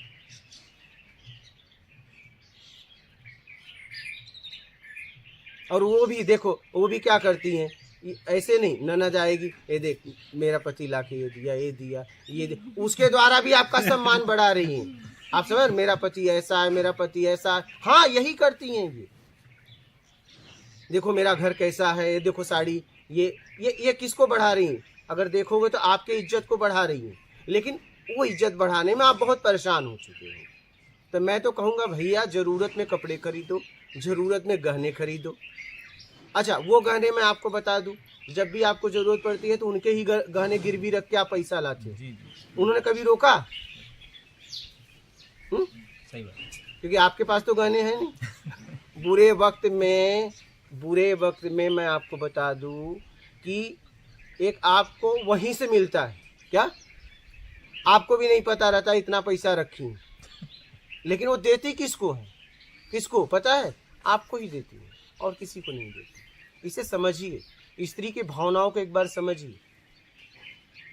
और मैं राक्षस क्यों कह रहा हूँ? आपके बच्चे हैं? जी। कितने बच्चे हैं? एक बालक है, बालिका?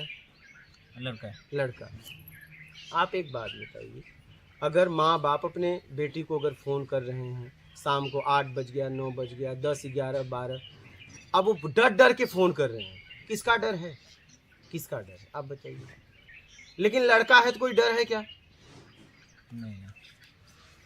और लड़का भी है तो लड़कों से ही डर है बेटा, कहीं कोई मारपीट न कर दे। समझना इस बात को, बेवड़ा ना मिल जाए। बेवड़ी नहीं मिलेगी, मिलती है क्या? समझना इस बात को। तो राक्षस नहीं क्या है, आप समझिएगा। क्या आपको नहीं लग रहा है पुरुष समाज राक्षस है? आप बोलिए, खुलकर बोलिए। मैं ऐसे ही थोड़ी नहीं कर रहा हूं, मैं भी तो उससे वही शरीर पाया हूं। हमने अपने राक्षसपन को हटाया, इसके लिए मैंने बहुत मेहनत किया। आप मेरी बात समझ पा रहे हो? आप इसे समझिए, आप भी हटाइए। इसको हमने धारण किया है, और ये हटा दें तो फिर आप महान हो जाएंगे। आपके घर की ही लड़की अगर आप 1 बज जाए रात को तो आप सो पाओगे? बोलिए, सो पाएंगे? और चाहे लड़का हो या लड़की, डर रहता है लड़कों का ही हमेशा। जी। लुखे ही खड़े मिलते हैं, लुक्खी नहीं मिलती ज्यादा। हाँ, बेवड़े मिलते हैं, बेवड़ी जल्दी नहीं मिलेगी। समझना इस बात को। हम ऐसे ही नहीं कह रहे हैं। हमें क्या पड़ी, हमें क्या अच्छा लगता है क्या? एक बात बताइए, वही शरीर मुझे भी मिला है। अगर मैं पुरुष को राक्षस कह रहा हूँ तो पुरुष शरीर तो मैं उसमें नहीं आ रहा हूँ। लेकिन पुरुष के लिए भी तो अच्छी बातें बोली जा सकती है। जो संत लोग हैं, हाँ, ज्यादातर तो सब पुरुष ही है। तो आप इन्हें निकलने कहाँ दिए? क्यों? ज्यादातर हैं महिलाएं, लेकिन इन्हें निकलने, उसका लाभ कौन लेता है? पुरुष ही तो ले रहे हैं। सही बात है। दुनिया भर में जो साइंटिस्ट है सब जेंट्स है। इनको निकलने कहाँ दिए? वही तो मैं आपसे कहना चाहता हूँ कि आप इन्हें निकलने कहाँ दिए? इन्हें सोचने का मौका कहाँ दिए? हाँ, पहले तो उन्हें पढ़ने भी नहीं दिया जाता तो था। अब आप बताइए फिर, तो इन्हें आपने उन्नति कहाँ करने दिया? अभी तो मौका दिए, वो भी पूरी तरह नहीं दिए, और लग रहा है कि यार मैंने इनको मौका दिया। ये भी देखिए मानसिकता। पेट्रियार्की तो है समाज में, सब जगह पे। सीईओ जो है ज्यादातर जेंट्स है। हॉलीवुड में जेंट्स को ज्यादा पैसा मिलता है। ज्यादा सर क्यों नहीं होंगे? इनको मौका कहाँ दिया? अब तो ये जबरदस्ती करके आगे बढ़ रही है, इन्हें मौका कहाँ दिया? और उसमें भी आप एहसान जताते हो कि पहले से ठीक है। नहीं, ये आगे बढ़ जाएंगे तो जेंट्स का ईगो हर्ट हो जाएगा। हाँ, तो वही तो बात है। यही बात है, यही बात है। नहीं रह पाएंगे एक साथ। हाँ, यही तो बात। क्यों नहीं रह पाएंगे? आप अगर हो, पति 1 लाख कमाता है, वाइफ 60 कमाती है, अच्छा, चल जाएगा। ये पति 60 कमाए और वाइफ 1 लाख कमाने लगे, उससे क्या हुआ? टूट जाएगा घर। क्यों टूट जाएगा? अभी वो तो डिपेंड करता है किसकी तरफ से आप बात करना चाहते हैं। नहीं, मैं किसी की तरफ बात नहीं करना चाहता, यही तो बात है। अच्छा एक बात बताओ, मैं किसी की तरफ से आपको लग रहा है बात कर रहा हूँ क्या? नहीं, लेडीज को भी ऐसा लगेगा कि मैं अगर 1 लाख कमाती हूँ तो मेरा हस्बैंड तो 2.5 लाख कमाना चाहिए। अब वो लेडीज जाने, और मैं कह रहा हूँ हस्बैंड 60 कमा, लेडीज 1 कमा रहे तो बढ़िया है। उसमें क्या हुआ? आ तो घर में ही पैसा रहा है, आ तो घर में ही रहा है, उपयोग तो आपके परिवार पे ही होगा। और ये जितना भी बचाती हैं आपके लिए बचाती हैं। इनका गुल्लक आपके काम के लिए टूटता है क्या? इनके लिए नहीं। क्या? इनके लिए नहीं। हाँ, इनको कुछ लेना होगा तो आप ऐसे जिद करेंगे, वो गुल्लक नहीं तोड़ेंगे, वो गुल्लक टूटेगा आपके लिए। हाँ, आप देख लेना आपके घर में अगर ऐसा हुआ हो तो।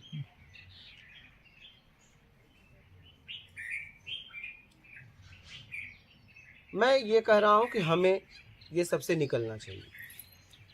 अगर मैं कह रहा हूँ कि अगर हम कहते हैं कि ये देश को हम माता बोलते हैं, तो हमारे देश में स्त्रियाँ अगर 24 घंटे में कभी निकले और हमें कोई फिक्र ना हो, मैं ये कहना चाहता हूँ।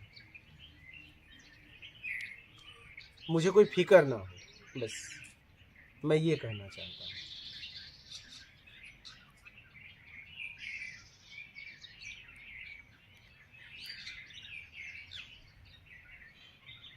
कि वो कह सके अपनी बेटी से, बाप बेटी से कह सके बेटी कोई बात नहीं है, ये आप आराम से आइए, कोई दिक्कत नहीं होगी बेटी, इतना वो बोल सके।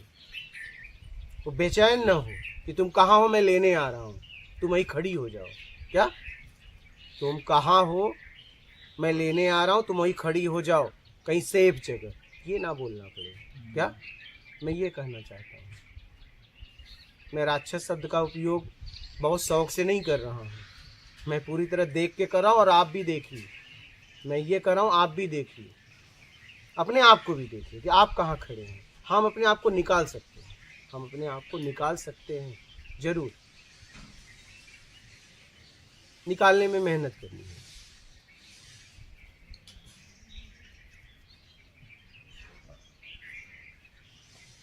और ये हर फील्ड में इसलिए आगे हैं पुरुष।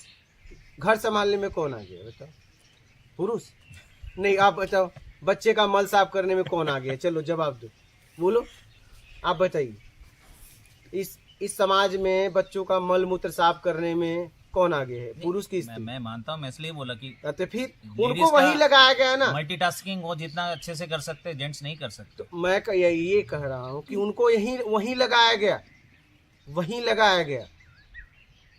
बात ये है उनको बचपन से जैसे ही बड़ी हो गई, छोटे बच्चे को पकड़ा दिया, किला इसको, उसका नाक बह रहा है। हमने इसको दृश्य एक दिन दिखाया भी था, एक लड़की झूल रही है, उसका नाक बह रहा है, लेकिन बच्चे अपने भाई का नाक बह रहा है और लेने आई है गोद में, हिल रही है, लेकिन उसको कहा गया अगर चोट लगी ना तो समझ लेना।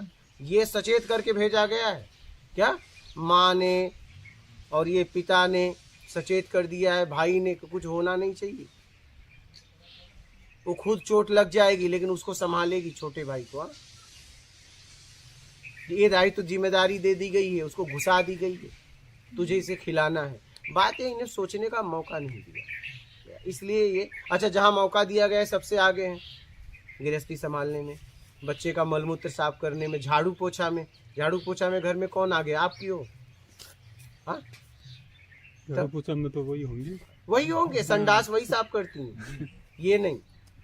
ये नहीं मतलब कोई भी पुरुष की बात कर रहा हूँ। तो कोई कभी कभार शौक से कर देते हैं, वो तो शौक से कर दिए बहुत कम। अपनी चड्डी तो नहीं धो नहीं पाती है। ये अच्छा मैं ये सोचता हूँ कि यार कम से कम आप अपने अंदर वाला तो कपड़े धो लो।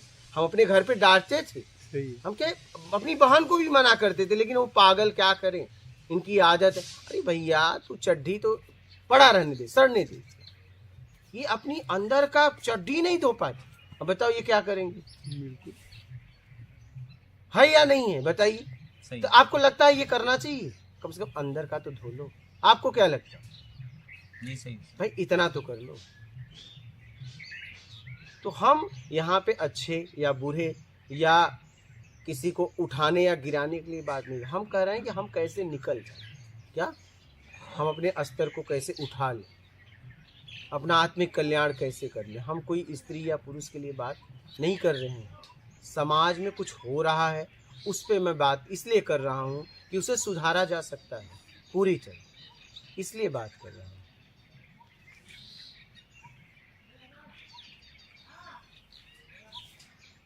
और आपको लग रहा है, मैं आपको और एक बात बता दूं, हमने इतना स्त्रियों के बारे में बोला और अभी अगर मैं आपका कॉलर पकड़ लूं तो ये मेरा कॉलर पकड़ लेंगी। देखिए समझना इस बात मैं बता रहा हूं आप ऐसा ना समझना।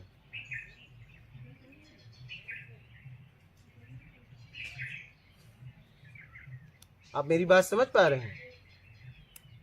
मैं स्त्री पुरुष के लिए बात नहीं कर रहा हूं, मैं ये बात कर रहा हूं कि हम लोगों का स्तर कैसे आत्मिक उठ जाए। हम लोग को मानव शरीर मिला है, परोपकार धर्म है, जरूरतमंद की सेवा करना हमारा धर्म है, ईमानदारी से जीना हमारा धर्म है, उसमें हम कैसे आ जाएं, इसके लिए बात हो रही है। बात किसी को उठाने या गिराने के लिए नहीं हो रही है। मैं कह रहा हूँ एक बात बताइए, एक बात बताइए, अगर मैं कह रहा हूँ ये गिरी आप उठे, आप गिरे ये उठे, फिर अच्छा मतलब क्या रह जाएगा?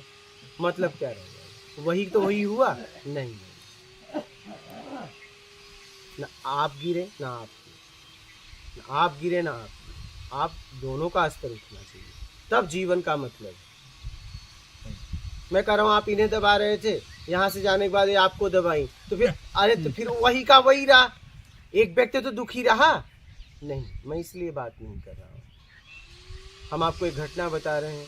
हेमंत जी हैं, चैनल चला रहे, तो हम उनसे बात कर रहे थे कि हम आश्रम वगैरह बनाएंगे, तो इंदापुर पूना के पास के वो हैं, तो उन्होंने कहा कि उन्होंने फ़ोन किया, बोले बढ़िया आश्रम बन जाएगा, मुझे एक काम मिला है, हम लाइसेंस बनवा रहे हैं। मतलब किसका?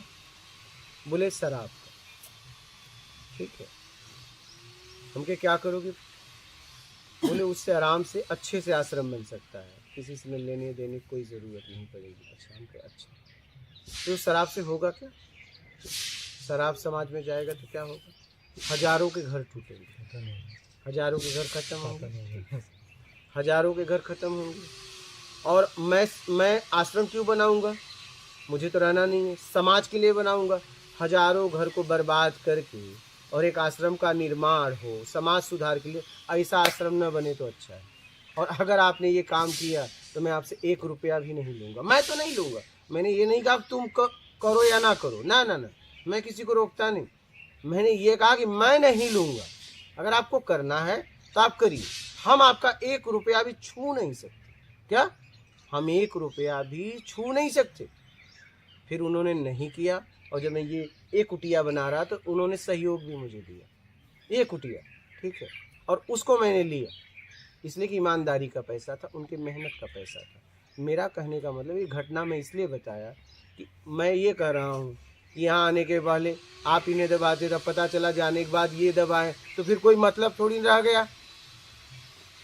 हम अगर आपस में हैं आसपास तो ऐसा जिए कि आपका स्तर मैं कैसे उठा दूं, आप मेरा स्तर कैसे उठा दो, इस तरीके का भाव होना चाहिए। दबाने की बात तो 1% आना ही नहीं चाहिए कहीं से भी। फिर अच्छा मतलब क्या रह जाएगा?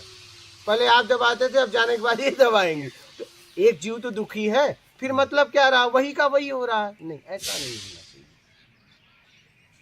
प्रसन्नता तो प्रसन्नता, हमें एक दूसरे का ध्यान देना चाहिए। बोलिए। शब्द आत्मिक स्तर, हाँ, यहाँ बैठे सभी लोग बता सकते हैं अपने जीवन के किस मोड़ पे सुना था पहली बार। ये बताया ही नहीं जाता कि आत्मिक स्तर नाम की कोई चीज होती है जिसे गिरने नहीं देना चाहिए। हाँ, इसे नहीं गिरने देना चाहिए, कुछ भी हो जाए, कुछ भी हो जाए, कुछ भी हो जाए, ये आत्मिक चाहे स्तर सब कुछ छोड़ना पड़े। वही मैं पूछ रही हूँ, यहाँ पढ़े लिखे सब तरह के लोग होंगे, किसी ने अपने जीवन में अपने माता पिता भाई बहन पड़ोसी किसी से भी जाके ये आत्मिक स्तर नाम का शब्द सुना होगा। जब तक ये कान में ही सुना नहीं तो इसको उठाने और गिराने की बात ही कहाँ थी। फिर तो हमने ये संसार सुना और संसार के लिए जीते चले आए, जो हमें बता दिया गया उसी में से छाट के हमने एक बेटर ऑप्शन ले लिया और आगे बढ़ गए। आत्मिक स्तर, हाँ, आत्मिक स्तर कभी भी गिरा, मतलब अगर ऐसा लगे तो उस जगह उस व्यक्ति का त्याग कर दो, और वहाँ दबाव संकोच है। आत्मिक स्तर कब गिरता है? जहाँ दबाव और संकोच है। जैसे ही दबाव आए समझ लेना कि यहाँ मैं गिरने वाली हूँ या गिरने, और तुरंत आप उस व्यक्ति का उस जगह का त्याग करो, या तो उसे समझा दो, अपनी बात को पूरी तरह खोल के रख दो। आत्मिक स्तर कभी गिरने मत दो, नहीं कभी नहीं। एक बार गिर गया ना, अगर एक बार गिर गया तो फिर आपका जीवन घुटन में होगा। आपके पास पैसा होगा, रुपया होगा, व्यवस्थाएं होंगी, लेकिन आप आत्मिक अगर गिर गई तो आपका जीवन नर्क होगा। और आप ऐसे लोगों को समाज में देख रहे हो कि अशांत घूम रहे हैं और उनके पास पैसे की कमी नहीं है। जैसे एक बाबा यहाँ आए हैं, कहाँ हैं भैया? चले गए। अच्छा, चले गए, पैसा लेके घूम रहे हैं, बेटे को दे नहीं सकते, बैंक में डाल नहीं सकते। अभी उस दिन बता रहे थे, करें क्या पैसे का, उन्हें समझ में नहीं आ रहा है। करें बैंक कराए, रिस्क नहीं लूँगा 5 लाख के ऊपर। अब वो खा नहीं सकते, दे नहीं सकते, रख नहीं सकते, और बोले अगर मैं घर पे भी रखवाली न करूं, पता चला गहना होना है, गर्दन न काट दे बीवी की, बोले अगर बिल्ली भी खट करती है तो हम रात भर सो नहीं पाते हैं। आप समझ रहे हैं? तो इस तरह से जीवन नहीं होना चाहिए। सबसे ज्यादा महत्व अपने आप को दो। ये तो व्यवस्थाएं हैं, ये घूम रही हैं। क्या ये घूम रहे हैं? कब उनके पास थी, अब आपके पास है, आपके पास से कहीं और चली जाएंगी। मुझे लग रहा है ये कपड़ा मैंने नया पहना, ऐसा नहीं है। ये कहीं और किसी रूप में उपयोग होके मेरे तक आकर, क्या आप समझ रहे हैं? सही है। ये उपयोग हो गया बस अलग रूप में। ये मेरे तक आते आते इसका रूप बदल गया, मैं इसे नया समझ रहा हूँ, लेकिन नहीं, इसका उपयोग हो गया। ये घूम रहा है, तो इस घूमने के चक्कर में हम क्यों फंसे? हम क्यों फंसे भैया? हम सदुपयोग करें और निकल जाएं। सीधी सी बात। यहाँ पे आपको उपयोग करना है, दुरुपयोग किए तो बंधन, सदुपयोग करे तो मुक्ति। बस बात इतनी सी है। तो चाहे आपके पास, देखिए हम यहाँ एक दूसरे के पूरक हैं, चाहे वस्तु हो, चाहे कोई जीव हो, कोई भी हो, उसकी भावनाओं को समझते हुए, ठीक है, उसका सदुपयोग करिए। बस करना तो है ही है, क्या यहाँ तो है ही है। मैं एक दूसरे के पूरक है, आप मेरे काम आओगे, हम आपके काम आएंगे। बस सदुपयोग में आओ, बस खत्म बात। दुरुपयोग में मत आओ। अगर आपका कोई दुरुपयोग करे तो वहाँ हाथ जोड़ लो, भैया हम दुरुपयोग नहीं होंगे, होंगे तो सदुपयोग होंगे। चाहे मेरी वस्तु हो, चाहे मैं खुद हूँ, चाहे मेरी वस्तु हो, चाहे मैं खुद हूँ, लेकिन जब भी मैं उपयोग होऊंगा, होना तो है ही है, क्या होना तो पक्का है। हम भी जीवन में यही सोचे थे, शादी करेंगे, विवाह होगा, कुछ बच्चे होंगे, जिंदगी चली जाएगी, उपयोग कर लेंगे। तो उपयोग ही होना है तो जगत के लिए हो जाओ, उपयोग तो पक्का होना है ना। हाँ, सदुपयोग हो जाओ, बस बात खत्म। उपयोग में सदुपयोग हो जाओ, दुरुपयोग मत। ना तो करो ना तो हो, दोनों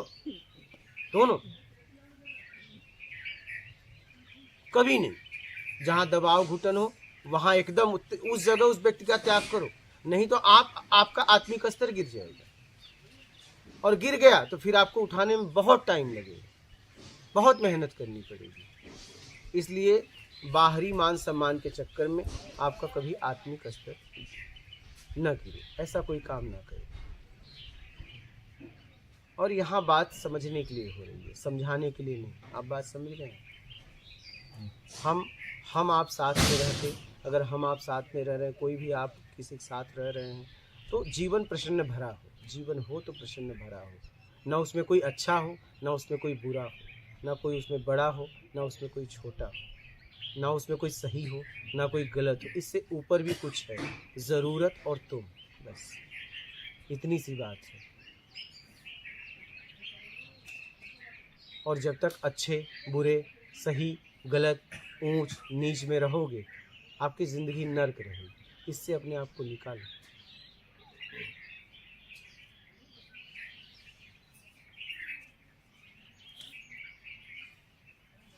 बोलिए, कुछ कहना चाहे, आपका कोई प्रश्न है? निसंकोच कह सकते हैं। जी, अच्छा लगा। आपका कोई प्रश्न है? आत्मिक स्तर को थोड़ा और ब्रीफ करके बताइए। ये वीडियो जहाँ जहाँ तक पहुँचे, बच्चा सुने, स्त्री सुने, पढ़े लिखे सुने, अनपढ़ सुने, तो वो आत्मिक स्तर को अपने जीवन में उतार पाए। आत्मिक स्तर क्या है? आप स्वयं, आप ऐसा काम कोई ना करें जिसकी वजह से आपको झुकना पड़े, क्या गिरना पड़े, आपको जलील होना पड़े, चाहे किसी और की नज़र में, चाहे अपने नज़र में। बात ये है, ऐसा कोई काम ना करें दबाव में, संकोच में, कि पता चला कि सामने वाला तो एकदम खुश रहा लेकिन मैं घुटन में रही, या मैं घुटन में रहा, कोई भी ऐसा काम। इसका मतलब कि एडजस्ट नहीं करना चाहिए ऐसा? मैं तो कर रहा हूँ, समझौता कभी नहीं करना चाहिए, कभी नहीं। लेकिन ऑफिस में हर वक्त हमें एडजस्ट करके नहीं करना चाहिए। क्यों? अपने पद का काम करूँगा, क्यों समझौता करूँ? या तो मैं उस पद के लायक नहीं हूँ तो मैं उस पद को छोड़ दूंगा। मैं पद का काम करने आया हूँ। लेकिन अभी आपने बोला ना कि ईएमआई चालू है और किस्त हाँ, चालू है, वही तो गलती कर दी है ना। तो वो गलती किए हो तो वही तो बात है। तो किसी ने कुछ कह दिया और मुझे लगता है कि मैं उसका हकदार नहीं हूँ, मुझे नहीं ऐसा जवाब देना चाहिए। तो ऐसे में आदमी चुप रहता है। नहीं रहना चाहिए। वो बोलते ना कड़वा घूट पी जाना, नहीं, ऐसा कभी नहीं करना चाहिए। ऐसा हर कोई उससे आप गिरे होगे। ऐसा हर कोई अगर ऑफिस में ऐसा करने लगे तो ऑफिस छोड़ के निकलने लगेगा। हाँ, फिर ऑफिस सही से चलने लगेगी। बात ये है, तो ऑफिस सच में चलने लगेगी। वहां पद का काम दिया गया है, वहां कोई पद आपको दिया गया और उस पद के पूरे नियम कायदे कानून बताए गए हैं, है या नहीं। जिस पोस्ट पे आप हो, आप जूनियर से लेके सीनियर तक ऑफिस में कोई भी पोस्ट पे आप हो, चाहे आप सुपरवाइजर हो, चाहे मैनेजर हो, चाहे बीएम हो, कुछ भी आप हो, ठीक है, चाहे प्रोप्राइटर हो, चाहे कोई भी, सबका काम है। असिस्टेंट मैनेजर हो, बेगारी हो, कोई भी हो, हेल्पर हो, सबका काम है पोछा मारने। तो मैं कह रहा हूँ मैं अपने पद का काम करूँगा। जिस पद का मैं पेमेंट ले रहा हूँ, जिस पद का मैं पेमेंट ले रहा हूँ उस पद का काम करूँगा। बात खत्म। दिक्कत है तो मैं जा रहा हूँ। जब मुझे आपने रखा, मैं आया, मेरी बातचीत हुई, तो आपने मुझे कोई पद दिया, उस पद का काम बोला। अब उस पद से ज़्यादा मैं काम नहीं करूँगा, क्योंकि मैं जीना चाहता हूँ। क्या? मैं जीना चाहता हूँ। तो जब आपको एक्स्ट्रा काम देना था तो मुझे बताते कि ये पद के बाद एक्स्ट्रा काम है, मैं स्वीकार करता नहीं करता। आप अपनी बात सीधी रखिए। सामने वाले की हिम्मत नहीं है कि अगर आप गलत नहीं है, अगर आप अपने पद पे पूरी तरह काम करें तो आपको कोई बोल ही नहीं सकता। जहाँ तक मेरा अनुभव, अपने पद का अगर काम कर रहे हैं तो, और पता चला आपके काम में ही मिलावट है, तब तो हर व्यक्ति आपको डांटेगा और आपको सुनना पड़ेगा। क्या? और कोई रास्ता नहीं, और कोई रास्ता नहीं। तो आप अपने पद का काम करिए, सीधी सी बात। आप अपना काम करने गए थे ऑफिस में कि पद का काम? आपको किसी पोस्ट पे रखा गया है ना, तो उस पद का काम करने गए थे कि अपना काम? उस पद का काम करके नर्मदे हर चल अपने घर, भैया हमारी ड्यूटी हो गई। उस पद का काम करो ना। काम को काम के तरीके से करो ना। आपको उसमें 1% भी मिलावट करने की कोई आवश्यकता नहीं। हाँ, अगर आपको नहीं आ रहा है तो उस पद का त्याग कर दीजिए, उस पद को मत लीजिए। सीधी सी बात है। मैं इस पद के लायक अभी नहीं। जिस पद के लायक आप हैं उस पद वाला काम करिए, सीधी सी बात।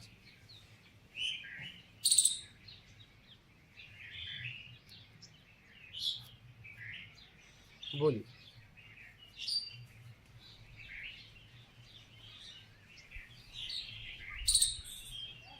और कोई प्रश्न हो, कुछ कहना चाहें तो अपनी बात रखिए निसंकोच।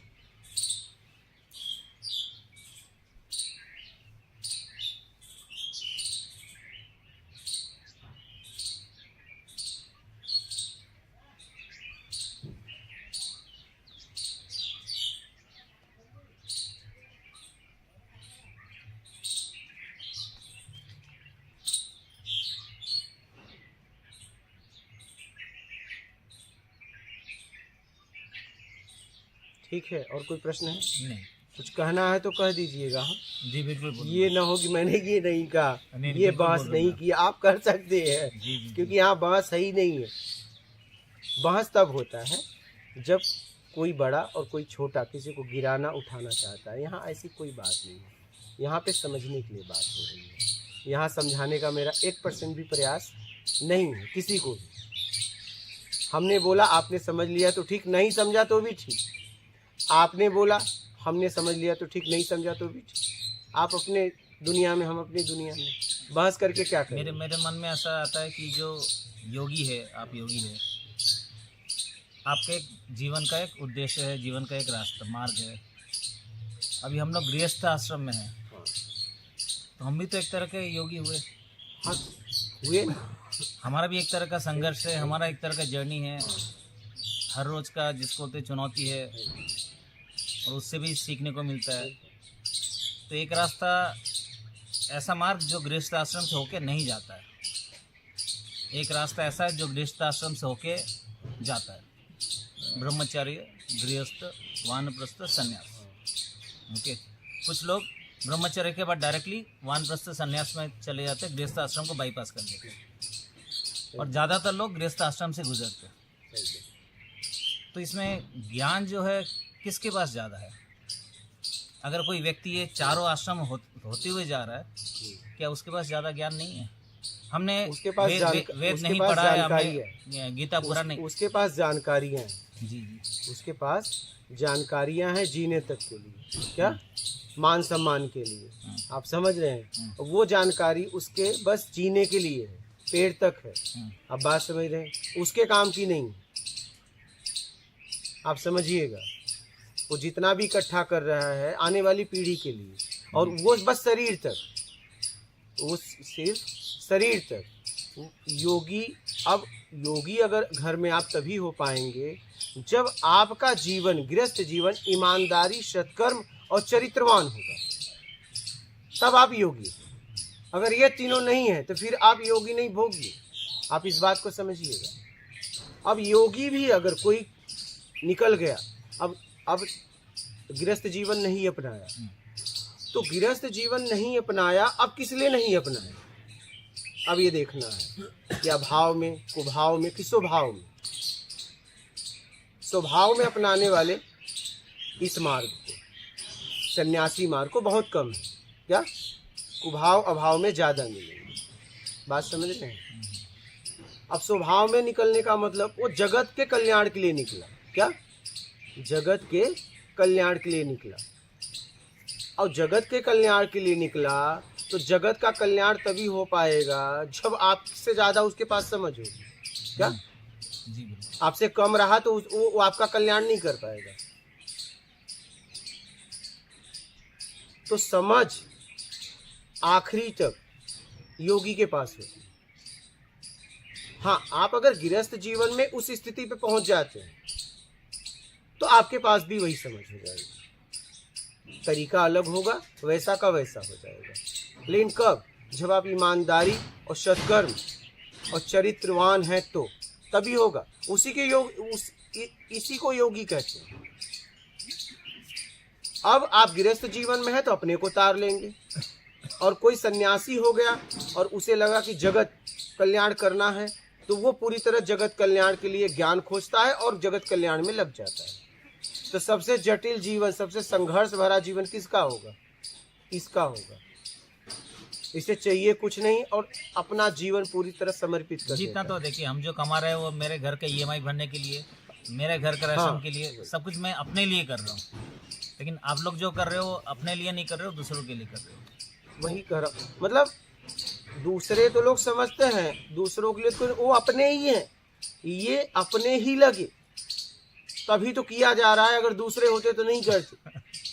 ये अपने ही लगे हैं पूरी तरह। नहीं, क्या जरूरत था कि एक व्यक्ति निकला और जीवन समाज के लिए समर्पित कर दिया? क्या वो दूसरों के लिए कर सकता है? नहीं, ये दूसरे इसे नहीं दिख रहे हैं, सब अपने जैसे ही हैं। उसके लिए पूरा परिवार एकदम यही परिवार है।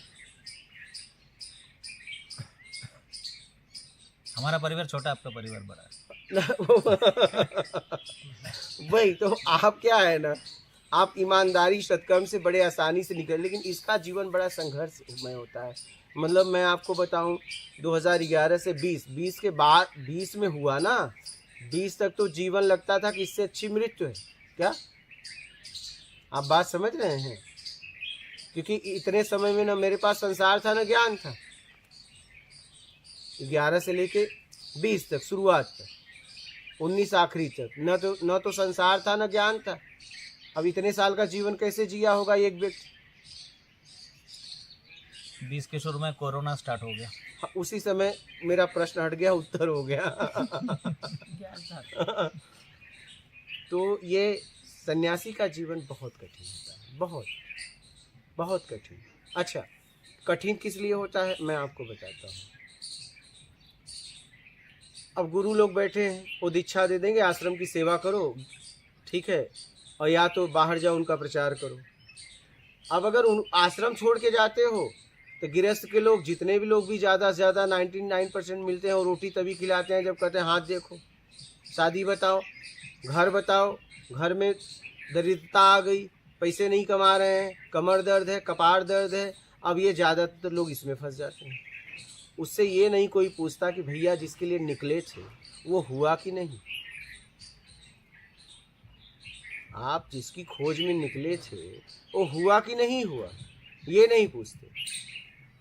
अब ज़्यादातर क्या होता है कि लोग रुक जाते हैं, तो वो कहते हैं, बिल गृहस्थ उनकी व्यवस्था कर देते हैं, कहते हैं भगवान कहाँ है महाराज जी? कहते हैं तुम्हारे अंदर।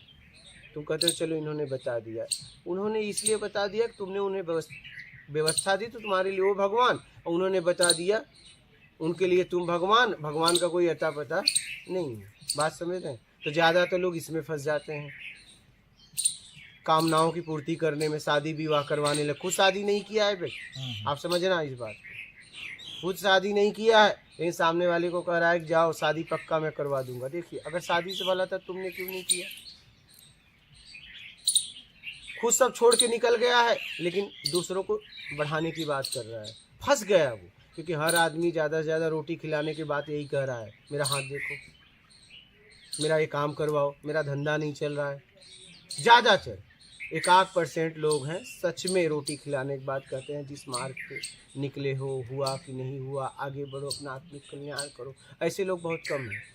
एक सन्यासी का जीवन मैंने देखा, और एक सुंदर स्त्री निकल जाए, उसका कोई रक्षक नहीं हो, तो आपको लगता है कि मेरे समझ से 99% लोग शोषण करने वाले मिलेंगे, 1% बचाने वाले मिलेंगे। आपको लगता है कि ये लड़की बच पाएगी? बच गई तो मतलब महान है या? वैसे ही कोई अगर सन्यासी बच गया इन लोगों से, ठीक है, तो महान। क्योंकि अब ऐसे गुरु भी तो नहीं रहे ना, गुरु भी कंठी बांध के छोड़ दे रहे। क्या पहले के गुरु लोग कोई भी दीक्षा देने के पहले कई साल रखते थे, क्या अपने आसपास रखते थे, साधते थे, उसे योग्य बनाते थे, बाद में 12-12 साल के बाद उन्हें मार्ग बताते थे, मतलब जांचते थे तुम उस लायक हो या नहीं। अभी तो चले जाओ, बुला रहे हैं, उनके एजेंट घूम रहे हैं कि लाओ, नहीं हम आज हमारा विचार नहीं है, मैं सोच रहा हूँ कल गुरु मंत्र, नहीं आज लो, पता चला कल तुम और किसी से ले लिए। तो ये उनका भाव है। और समाज के लोगों का भाव ये है कि मेरा काम करवा दो, बिजनेस व्यापार, क्योंकि गुरु ज्ञान का प्रतीक है, गुरु ज्ञान के लिए खोजो ना। लेकिन आज ज़्यादातर लोग 99% इच्छाओं के लिए गुरु खोज रहे हैं। कैसे मिलेगा आप बताइए, कैसे मिलेगा? और मिल भी जाएगा तो आप लेके क्या करोगे? मिल भी जाए तो लेके क्या करोगे? क्योंकि आप तो कामनाओं के लिए गुरु खोज रहे हो।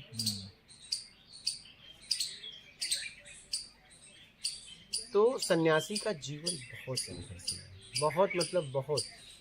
आप तो गृहस्थ जीवन में रहते हुए बड़े आसानी से आप अपना कल्याण कर सकते हो, क्योंकि सन्यासी वही होता है जगत कल्याण के लिए निकला है। अपने कल्याण के लिए सिर्फ निकला है तब तो भगोड़ा है क्या? अभी मैं नर्मदा तट पे ऐसे ही पेड़ के नीचे बैठा था, 2019 की बात है। एक ब्रह्मचारी ऐसे जा रहा था, बोला महाराज यहाँ खाओ पियो घूमो, कोई कमी नहीं है।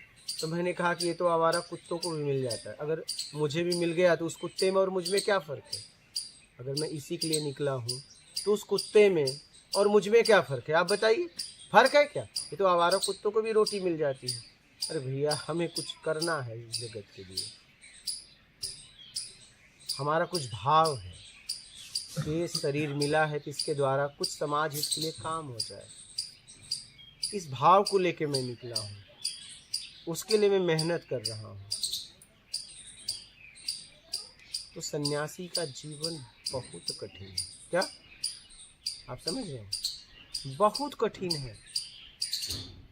काम करके अगर करे तो जल्दी हो नहीं पाएगा, जल्दी से जल्दी चाहिए, क्योंकि समाज को देख रहा है, पूरी तरह लगना पड़ेगा। अब मैं पूरी तरह लगा तो 2011 से 20 इतना साल लग गए।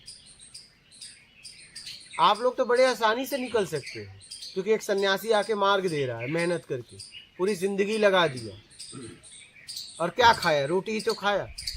क्या खाया बताओ, क्या खाया?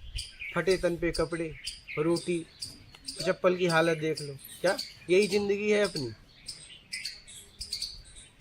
उसने सारे अपने शौक ये सब हटा दिया। बस क्या भाव था पता है?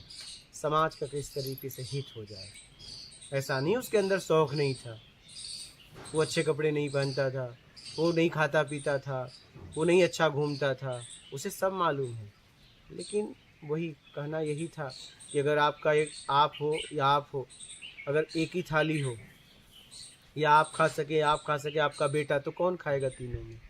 बोलो कौन खाएगा बेटा? हाँ, बस यही सन्यासी का भाव होता है, और वही सन्यासी है। आजकल सन्यासी तो बहुत नहीं लग्जरियस लाइफ भी जी रहे हैं सब। चारों तरफ। वही सन्यासी है।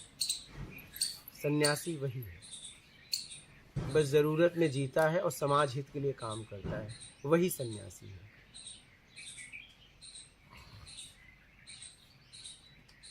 सन्यासी वही है जिसे कुछ नहीं चाहिए, वही सन्यासी है। अगर कुछ चाहिए तो फिर वो सन्यासी को समझ ही नहीं पाया, नहीं, वही सन्यासी है। इस दुनिया में मैंने देखा कि सबसे कठिन है मार्ग और जीवन जीने का सन्यासी का, बहुत कठिन है, बहुत मतलब शब्दों में मैं जितना बोलूं उतना कम है। मतलब वो गाली ही सुनता रहता है, क्या जीवन को लगा देने के बाद भी वो गाली ही सुनता रहता है, ताने ही सुनते सुनते उसकी जिंदगी चली जाती है। ऐसा नहीं कि उसे समझने वाले लोग नहीं है, उसे समझने वाले लोग भी हैं। हाँ,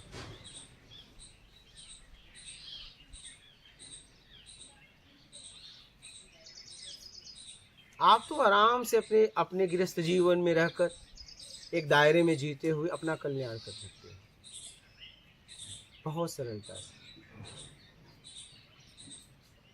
आत्मकल्याण से आपका तात्पर्य? आत्मकल्याण मतलब खुद का कल्याण, आपका कल्याण, क्या कल्याण? पूरी तरह निर्विकार हो जाना है, पूरी तरह निर्विकार हो जाना, उम्मीद से पूरी तरह अपने आप को छुड़ा लेना है। जरूरत में जियो पहले, बाद में कुछ नहीं चाहिए में आ जाओ, पहले जरूरत में जीवन जीना चालू करो। जरूरत में जितनी आपकी जरूरत है उसमें जीवन जीना चालू करो। आत्मकल्याण क्यों जरूरी है अपने जीवन के लिए? हम जो जी रहे हैं वो बहुत अच्छा है, जी रहे हैं, कमा रहे, खा रहे, हाँ, खिला ऐसा रहे, पार्टी कर रहे, सब कर रहे हैं। तो ऐसा लग रहा है तो ठीक है लेकिन इसका परिणाम क्या है? ये जो जान रहा है, मैं इसीलिए पूछ रही हूँ, आत्मकल्याण ये तो पशु भी कर रहे हैं। हाँ। ये तो पशु भी कर रहे हैं, बच्चों को पैदा करते हैं, उन्हें खिलाते हैं, बड़ा करते हैं, छोड़ देते हैं। कुत्ते के पास कोई पात्र नहीं तो अपने मुंह में लाएगा और अपने बच्चों के सामने उस कुतिया उगल देती है। तो ये तो वो भी करते हैं और आपसे अच्छा करते हैं। क्या आपसे अच्छा करते हैं? आप तो कुछ उम्मीद भी रखे हो तो 1% भी उम्मीद नहीं रखते हैं। अगर भोग भोजन ही था जीवन में, फिर मानव तन का क्या मतलब है? पिछला याद नहीं, आगे किसी ने देखा नहीं, तो जो है वो यही है। पिछला देखा नहीं, ठीक है, आगे का पता नहीं, और हमारे पास 2 ऑप्शन है जीने के, एक बेईमानी दुष्कर्म, एक ईमानदारी सत्कर्म। तो किस रास्ते से जीना चाहिए? ये जीवन अच्छा होना चाहिए, भले कैसे भी हो। अच्छा, मतलब बेईमानी दुष्कर्म से यही चल रहा है ना, इसी में तो हमने पढ़ के यही मैं आपसे बात कर रहा हूँ। आपके साथ या इनके साथ कोई बेईमानी दुष्कर्म करके चला जाए, दिन को कितना पीड़ा होगी? तो आप जिसके साथ करोगे उसको पीड़ा नहीं होगी? बिल्कुल होगी।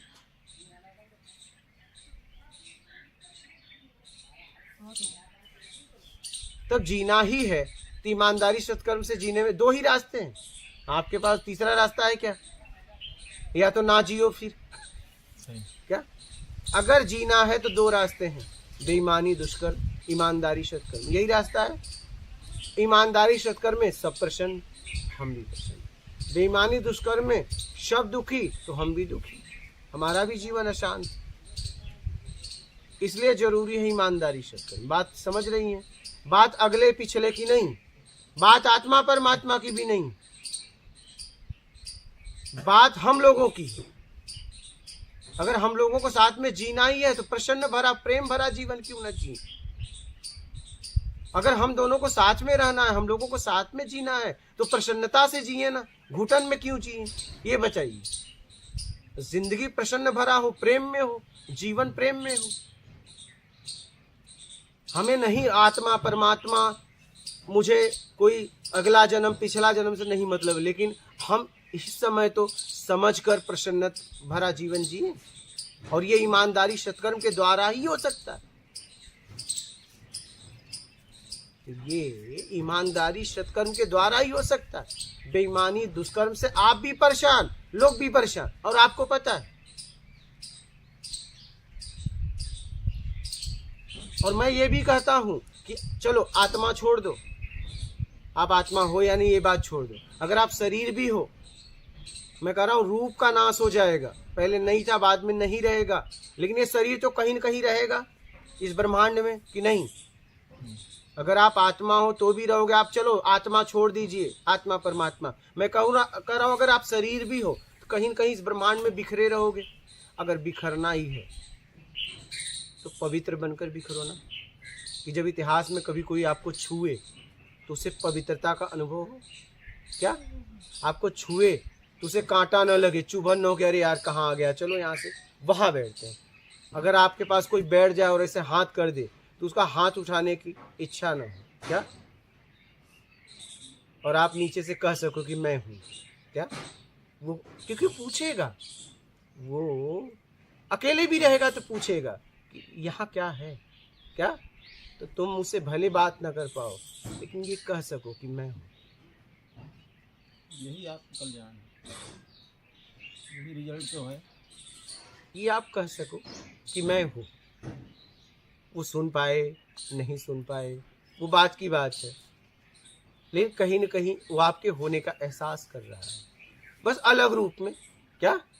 हाँ, अलग रूप में, लेकिन वो आपको एहसास कर रहा है और कह रहा है कि मैं, उठने की इच्छा नहीं हो रही, लेकिन फिर भी विवश होके जा रहा है और कह रहा है कि फिर आऊँगा, क्या?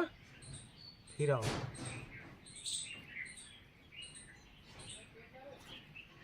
जब जीना ही है तो इस तरीके से क्यों ना जिया जाए, बताओ? बोलिए।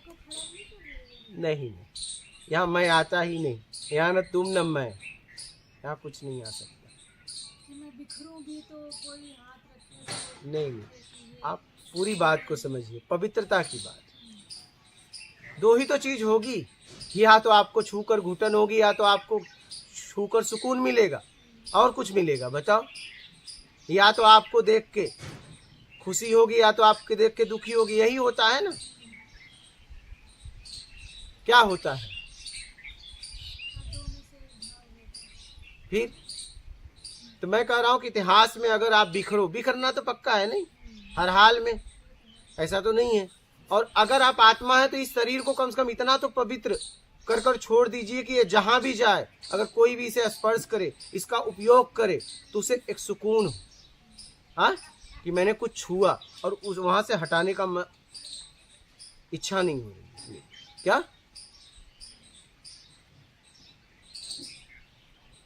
आप समझ पा रही हैं? ऐसा ना हो कि आप इस पवित्र इसको इतना गंदा बना दें कि इतिहास में जब बिखरे तो कोई भी व्यक्ति छुए तो उसे घुटन हो, ये मैं कहाँ आ गया, चलो यहाँ ठीक।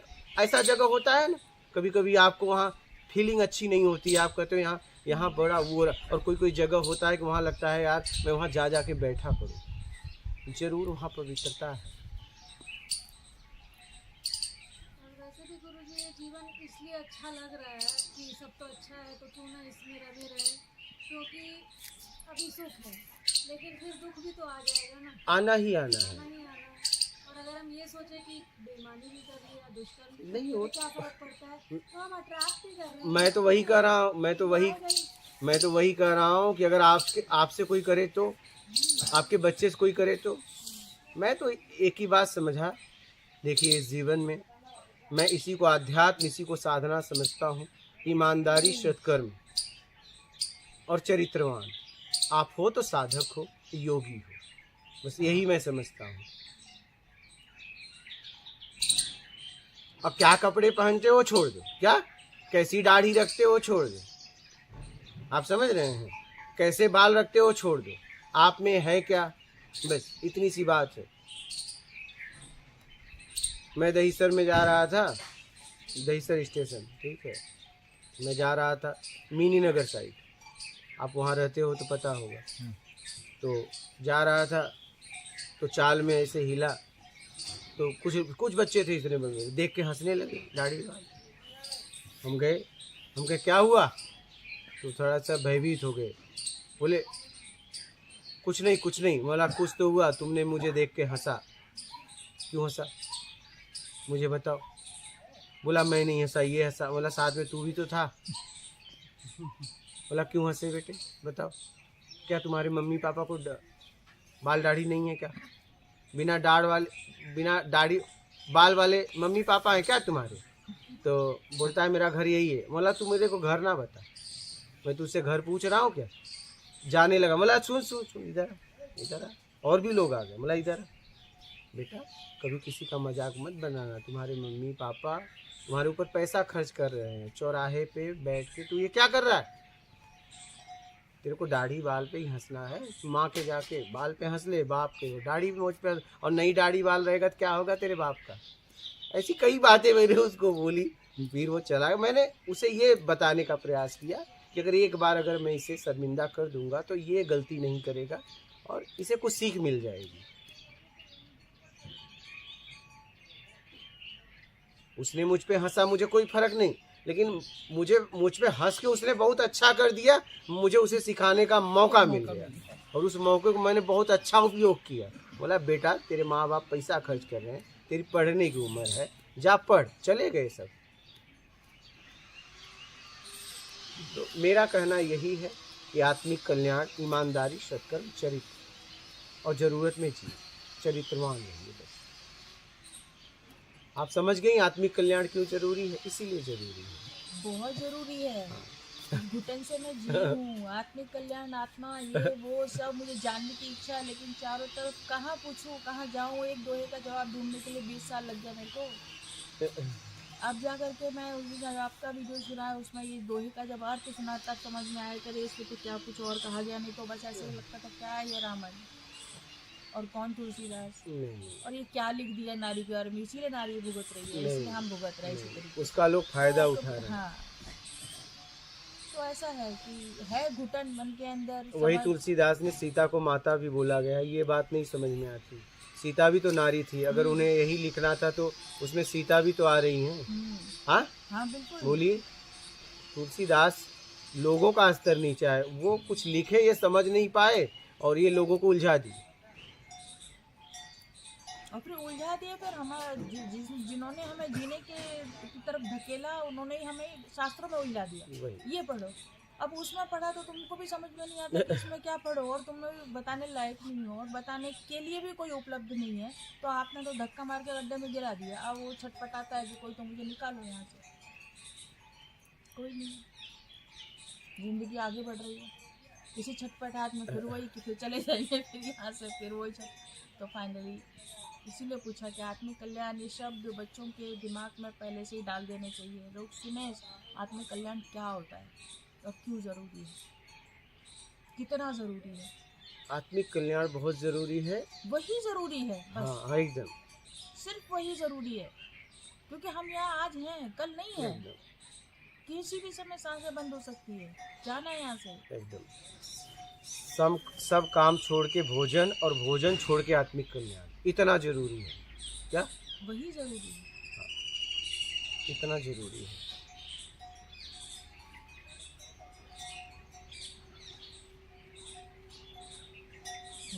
और बोलिए, कोई प्रश्न है आपके? मात नर्मदे हर गुरु जी।